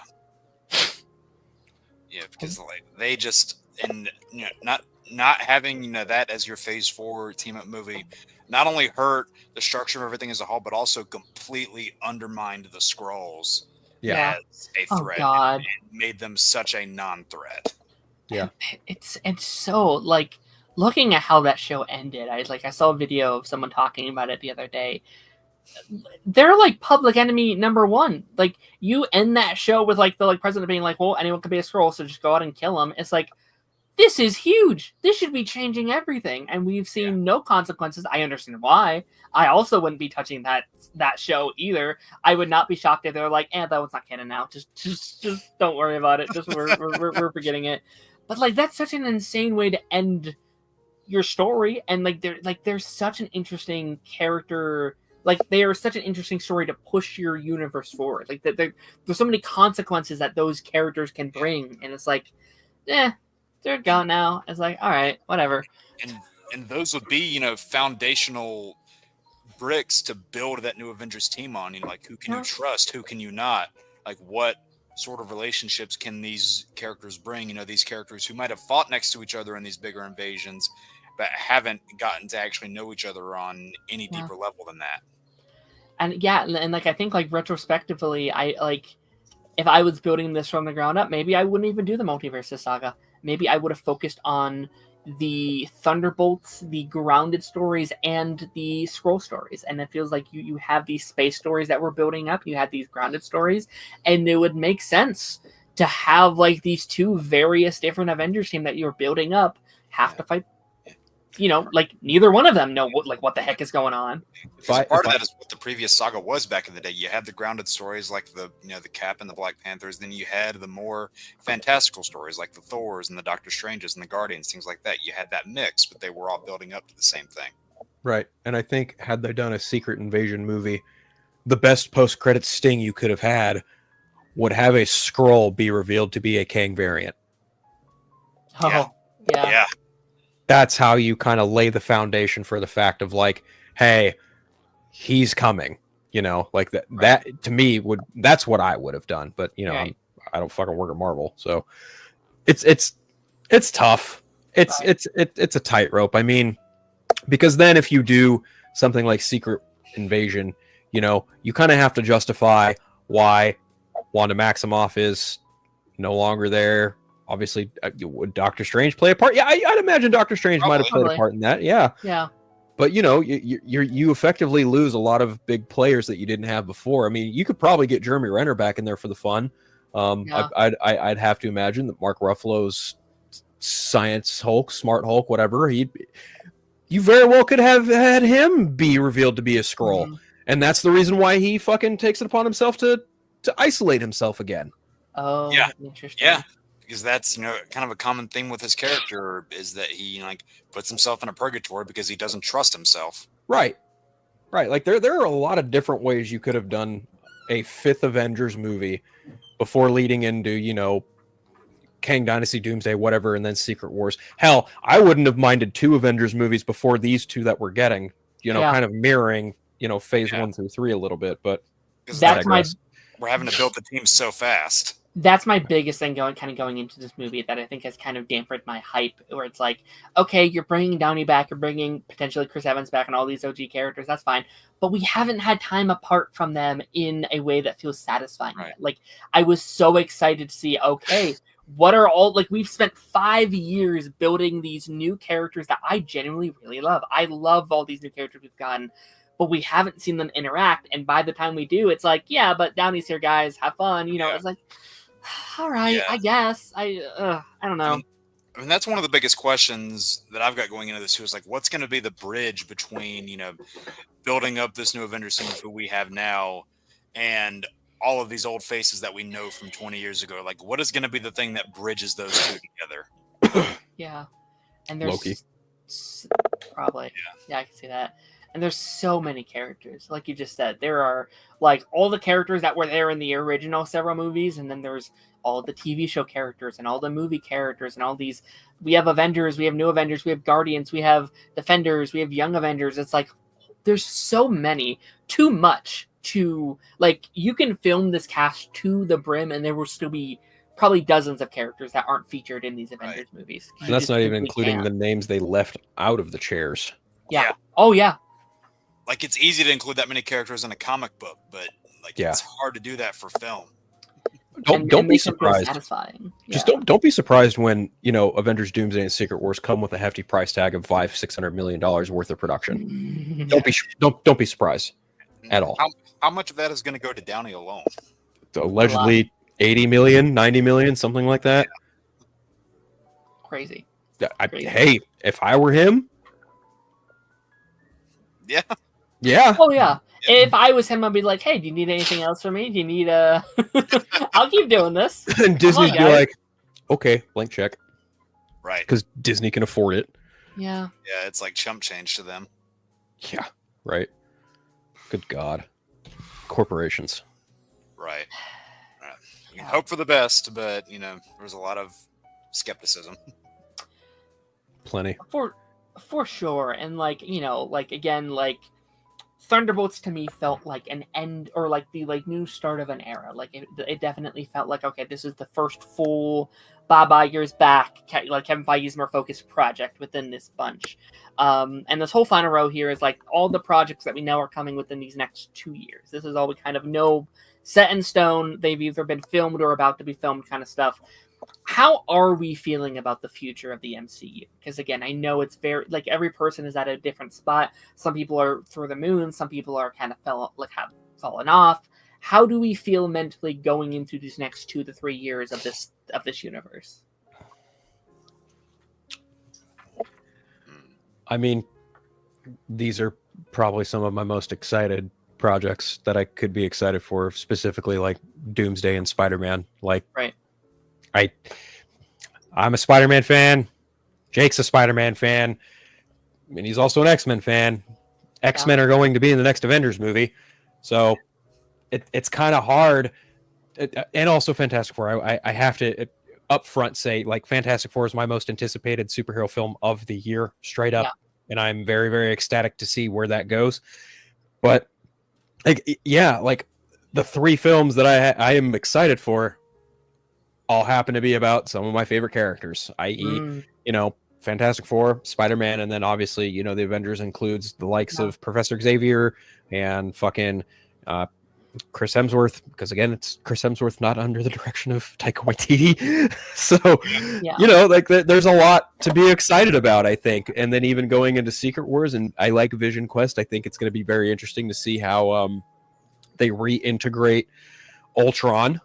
It's going to be interesting to see how he comes back and if he sticks around this time or if he's going to, just be dismantled again by the Vision. Yeah. I don't know. Because he's another character that could very well work as your saga villain. True. Agreed. Yeah. No, I like Age of Ultron, I think, more than a lot of people, but he's so quick.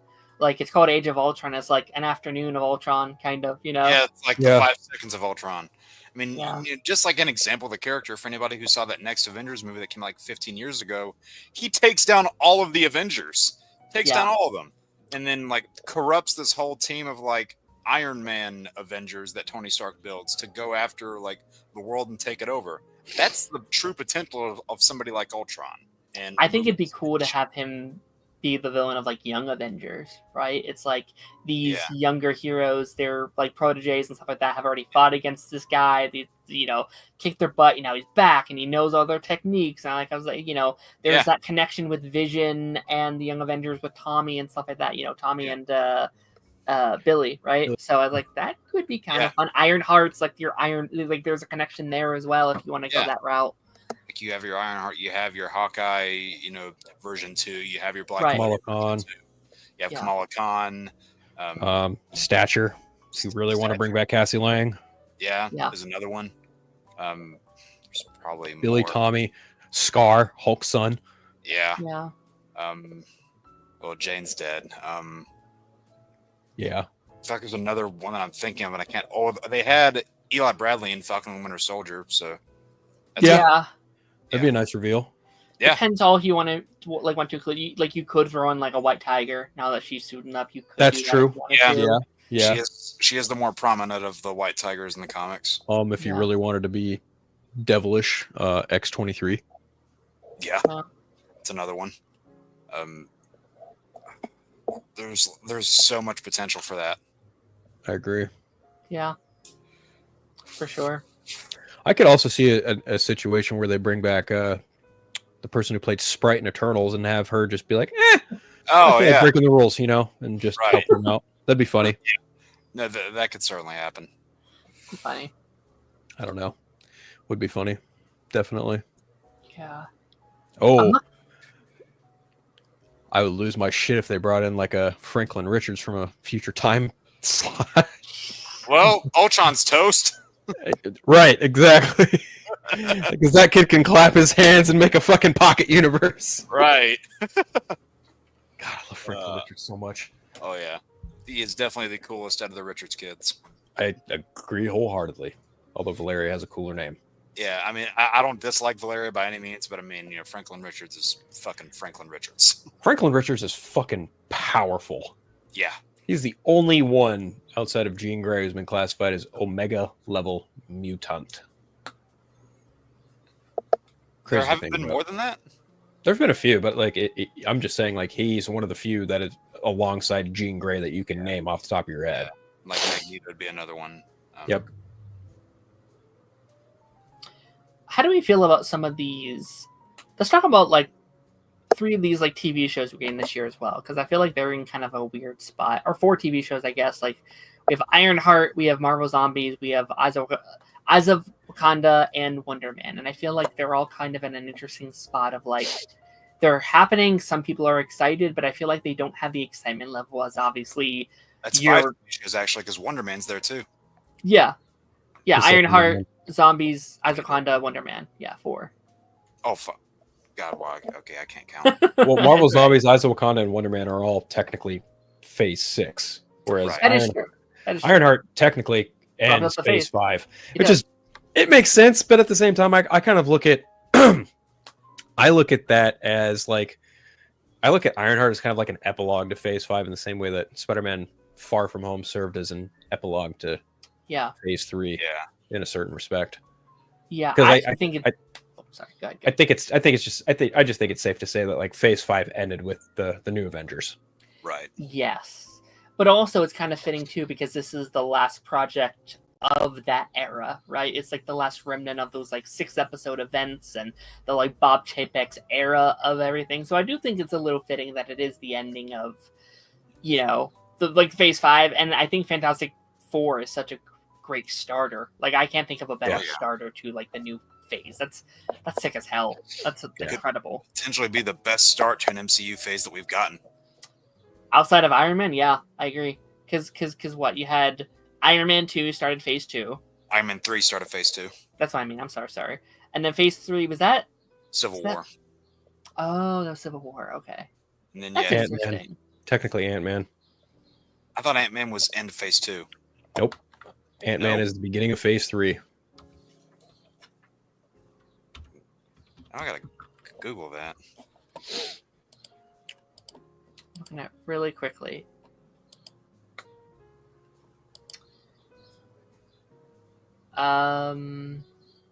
It's coming up here. It goes Civil War, Oh, Doctor Strange, Guardians 2, Thor Ragnarok, Black Panther, Infinity War, Captain Marvel. see, that's doesn't so count. weird to me because like I distinctly remember Kevin Feige saying each phase ends with an Avengers movie minus phase 4 and 5, obviously. Right. So Yeah. I've always just operated under the assumption that Ant-Man technically kickstarts phase 3. I mean, technically, phase 3 didn't even end with an Avengers movie because Far From Home was counted as a phase 3 movie. Right. Right. Yeah, because Ant-Man and the Wasp was phase 3. So the first Ant-Man was phase 2. Okay. Yeah. Interesting. Very, very interesting. Very interesting indeed. Okay. I mean, do we have any things that we haven't covered in terms of like looking back at this phase? Like, I feel like we've covered a lot of ground here. We talked about a lot of things. Anything that we haven't that you guys would like to bring up here? I think this is the phase where they were the most experimental, but they also Yes. learned a lot of lessons from. Definitely. Like I think they looked at, obviously after everything that happened with Secret Invasion and even stuff prior to that with, you know, Ant-Man, like they had to take a hard look at what they were doing. And as much as people want to besmirch Bob Iger, which granted, I will say he did not handle those strikes well at all. That was Agreed. piss poor judgment on his part. 10 ways to Sunday. Like I don't care if you're Ted Sarandos, David Zaslav, Bob Iger. You guys held out that strike a lot longer than you fucking needed to, and Right. these projects suffered because of it. Yes. It's total bullshit. Yeah. But I will also just posit that like he looked at what Bob Chapek did and went, fucking you can't do that. Yeah. No. And then he probably told Kevin Feige, like, hey, dial it back, wrap this shit up. Yeah. And Kevin Feige probably went way ahead of you. Yeah. I'm just Yeah, glad. like- oh, Go okay. ahead, Jake. Go ahead. I was just gonna say I'm glad for this next project or for this next phase that Feige has laid out, that going into like before anything is even close to being made, there is a skeleton of a plan. Like there is Yeah. something that they are in the process of working out, or like could be a lot further in the process than we suspect. But hopefully with this, that's gonna bring back that unified kind of just destination feeling that this saga for the most part has not really had. So that part I am hopeful for. With the exception of those things that I mentioned before, of like those carryover characters and those carryover projects that we don't know how and if or even who are going to be integrated into that next saga or not, because of what might or might not be cherry picked after Secret Wars. Agreed. Yeah. And I think like to carry off of your thing, Phil, like I think it's been so interesting seeing how Bob Iger has kind of handled it and how he's been looking upon what they were doing. He's like, Lilo and Stitch, a streaming movie? Fuck no, get that in theaters. Moana 2 was like, I think the big one where it's like that was going to be a TV show, and he's like, no, put this in theaters. Went on to be $1 billion movie. Mandalorian and Grogu, they're like, oh, your most popular brand right now is a TV show. Turn it to a movie, fucking now. It's going to be the same thing. Hit that $1 billion mark. Yeah. I mean, and now he's also like, he Kathleen Kennedy probably brought him the idea of like, hey, Sean Levy just made Deadpool and Wolverine, and he's got an idea for a Star Wars movie, and he probably went, yeah, fucking make it. He made us $1 billion. Give him whatever the fuck he wants. Right. It's the same thing coming off Barbie. It's like, like, hey, Ryan Gosling was in this thing that made $1 billion the year it came out. Why not have him in something? Right.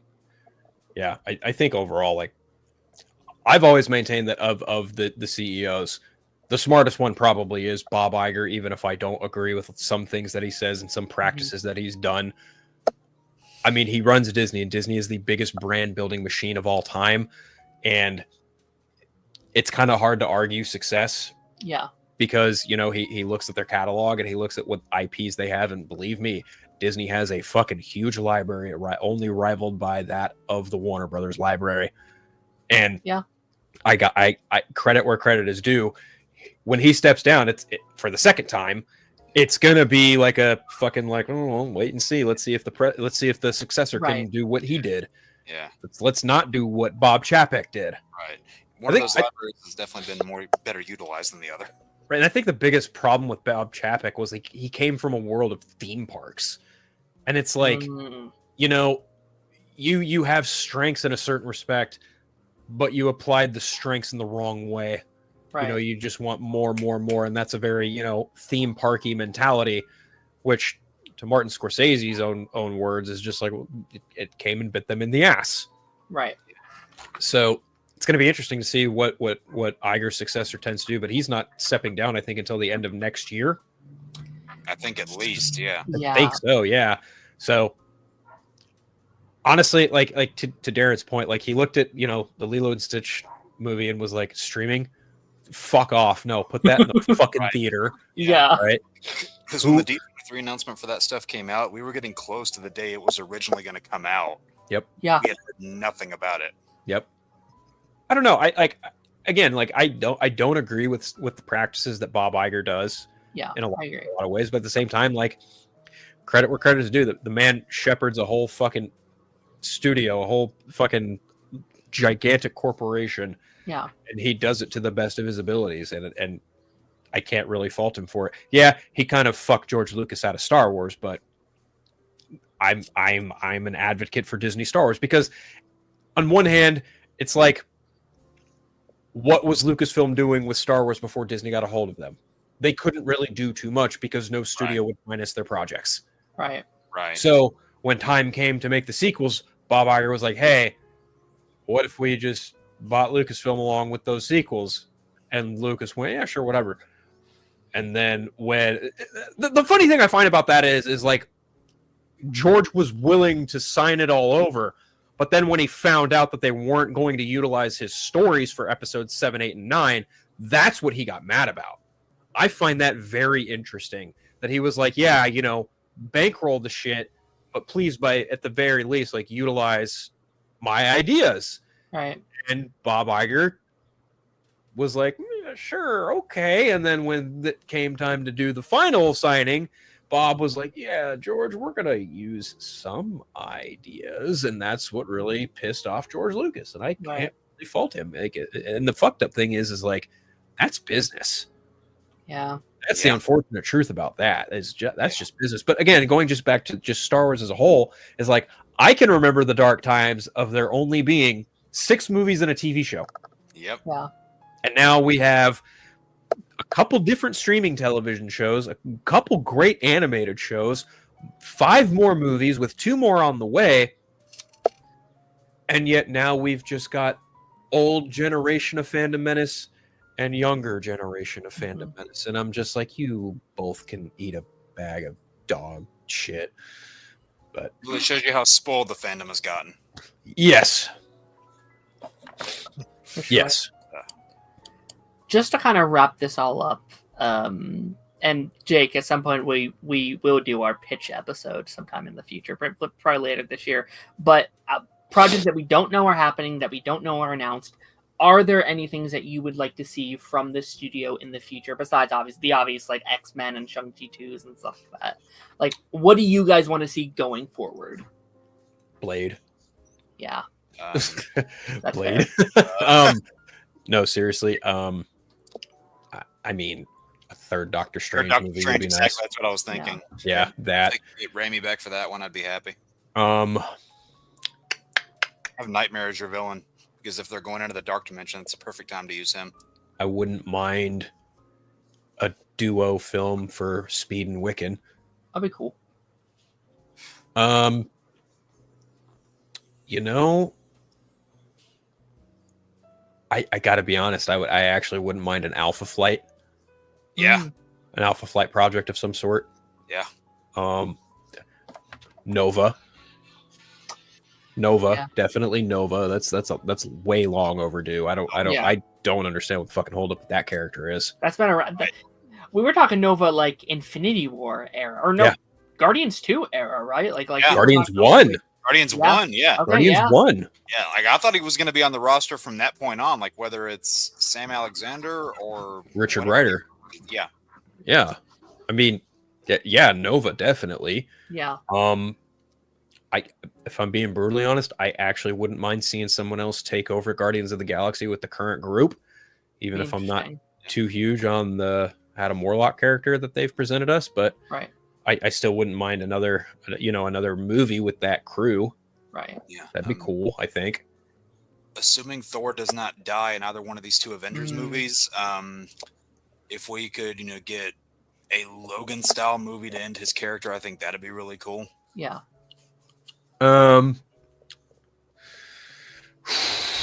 Wouldn't mind another Captain America movie with Sam Wilson in it. Yeah. Yeah. One that doesn't have a taped together plot. I'm so nervous about that because I know it didn't do as well as they probably wanted it to. But I hope they're like, okay, Sam is going to be leading Doomsday and Secret Wars. That is going to help his popularity. And People were shocked after about that too. That doesn't make any sense. It's like, hey, Captain America's leading the Avengers. This shouldn't come as a surprise. Yeah. Anyway. Hawkeye season 2. Yeah. Yeah. Yep. I'll throw Ghost it out Rider. there. Do it a movie. I think Hawkeye would be cool as a movie. Yep, I agree. Yeah. Bring Mike Coulter back as Luke Cage. Ghost Rider. Yeah. Both Robbie Reyes and Johnny Blaze, honestly. Yeah. Because Robbie Reyes was like the best part of Agents of S.H.I.E.L.D. for me. Yep. He's so good. I feel like there's one that I was thinking about that's just escaped my mind at the moment.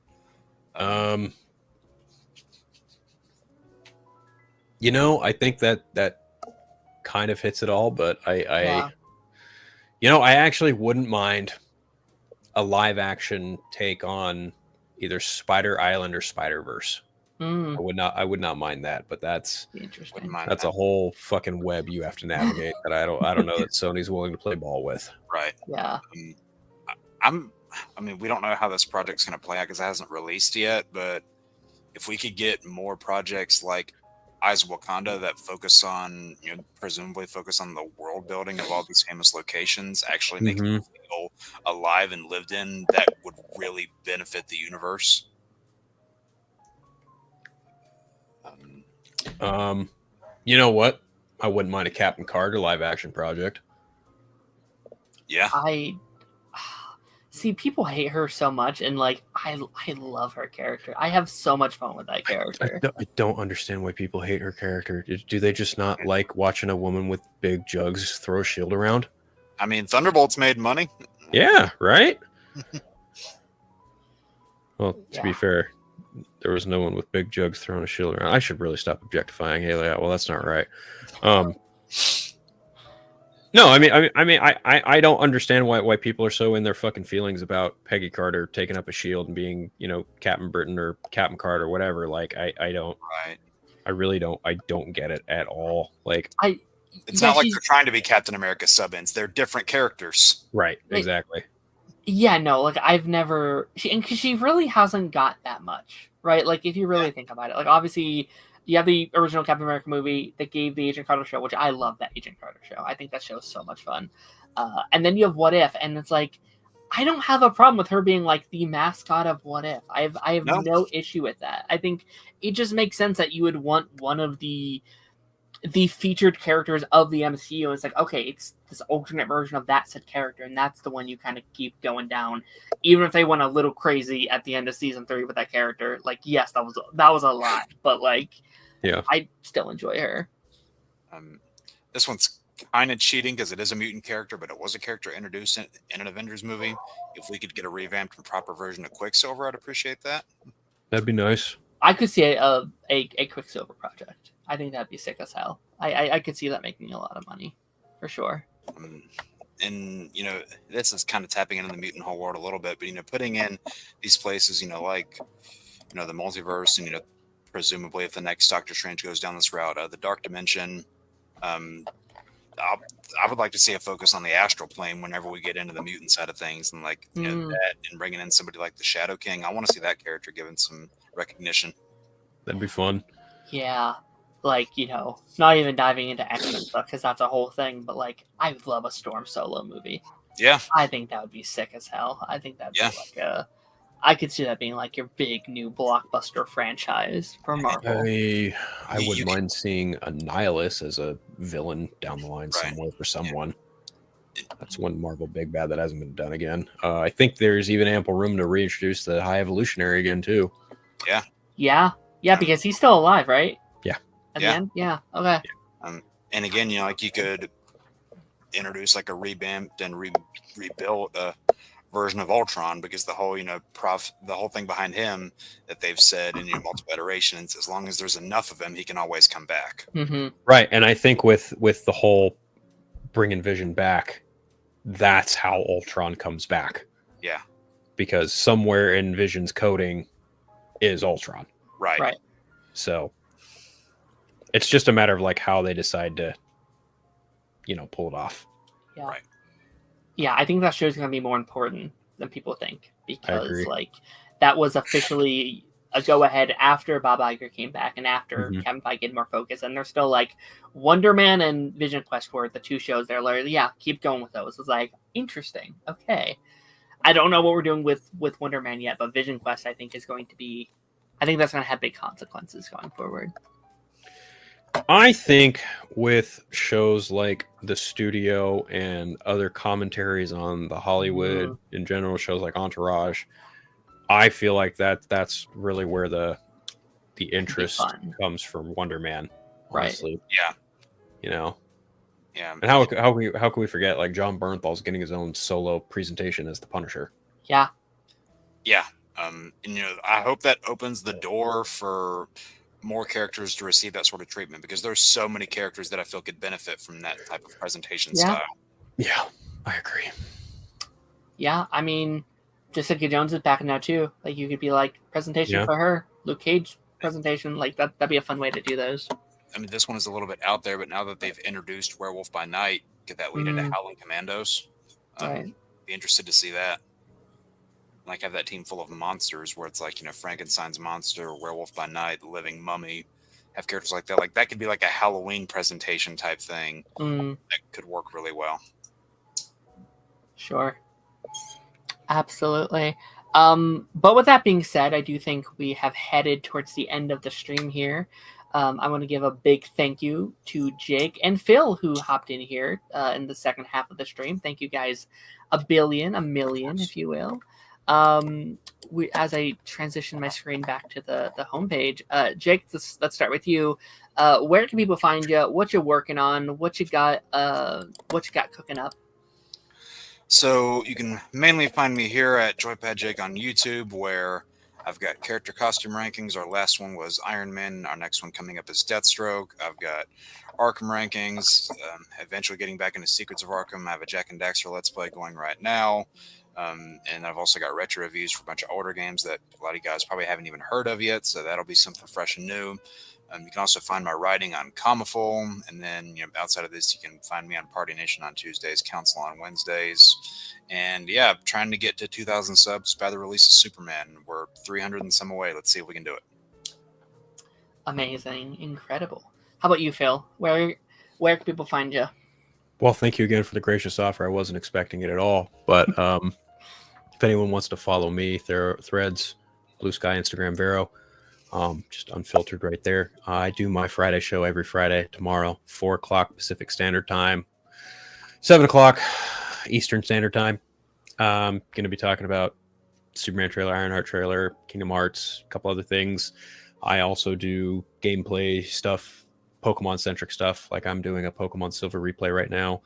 And after that, I'm not sure what next Pokemon game I'm going to play, or if I'm even going to play another Pokemon game. I might shift gears to something more heart-filled. Haha, pun intended. May have a kingdom of sorts filled with plenty of hearts. Anyway. That makes sense for a heartless guy like you. I know, doesn't it? I should get a heartless tattoo, though, that you mentioned it. God, do I have any? Oh, yeah, my Batman podcast, The Eternal Night. There's plenty of episodes there you can listen to if you already haven't. I'm still kind of in a rut when it comes to that. Trying to figure out what I'm going to do next with that. Just, you know, matter of time and nailing people down and other sort of things. But yeah, that's pretty much it, my friends. Thank you again. Yeah, and you said show, and I completely forgot to mention this. I'll throw it in here. I got my own show on Sundays, Jake's Lost Levels, where I got all my PS4 game data back. Our next stream coming up for this coming Sunday is another Skyrim stream, so that'll be fun. Incredible. Absolutely incredible. And then for our stuff here on the channel, after the credits, every Mondays, ladies and gentlemen, we're still going through what we got right now. Last of Us, Doctor Who, last week of Andor, and then we got some fun stuff in the works for June. We have a lot of shows coming back as well. And Pipeline next Thursday, hopefully we will be continuing our MCU rewatch here as we are jumping into phase 2 with Iron Man 2, a movie I don't like very much, but maybe I'll change my mind. We shall see. 3? Sorry, I lied. Iron Man 3. That's the second time I've done that this episode. Iron Man 3, a movie I don't like too much, but maybe we'll see if I change my mind. And without further ado, ladies and gentlemen, I will see you guys on the flip side. Bye.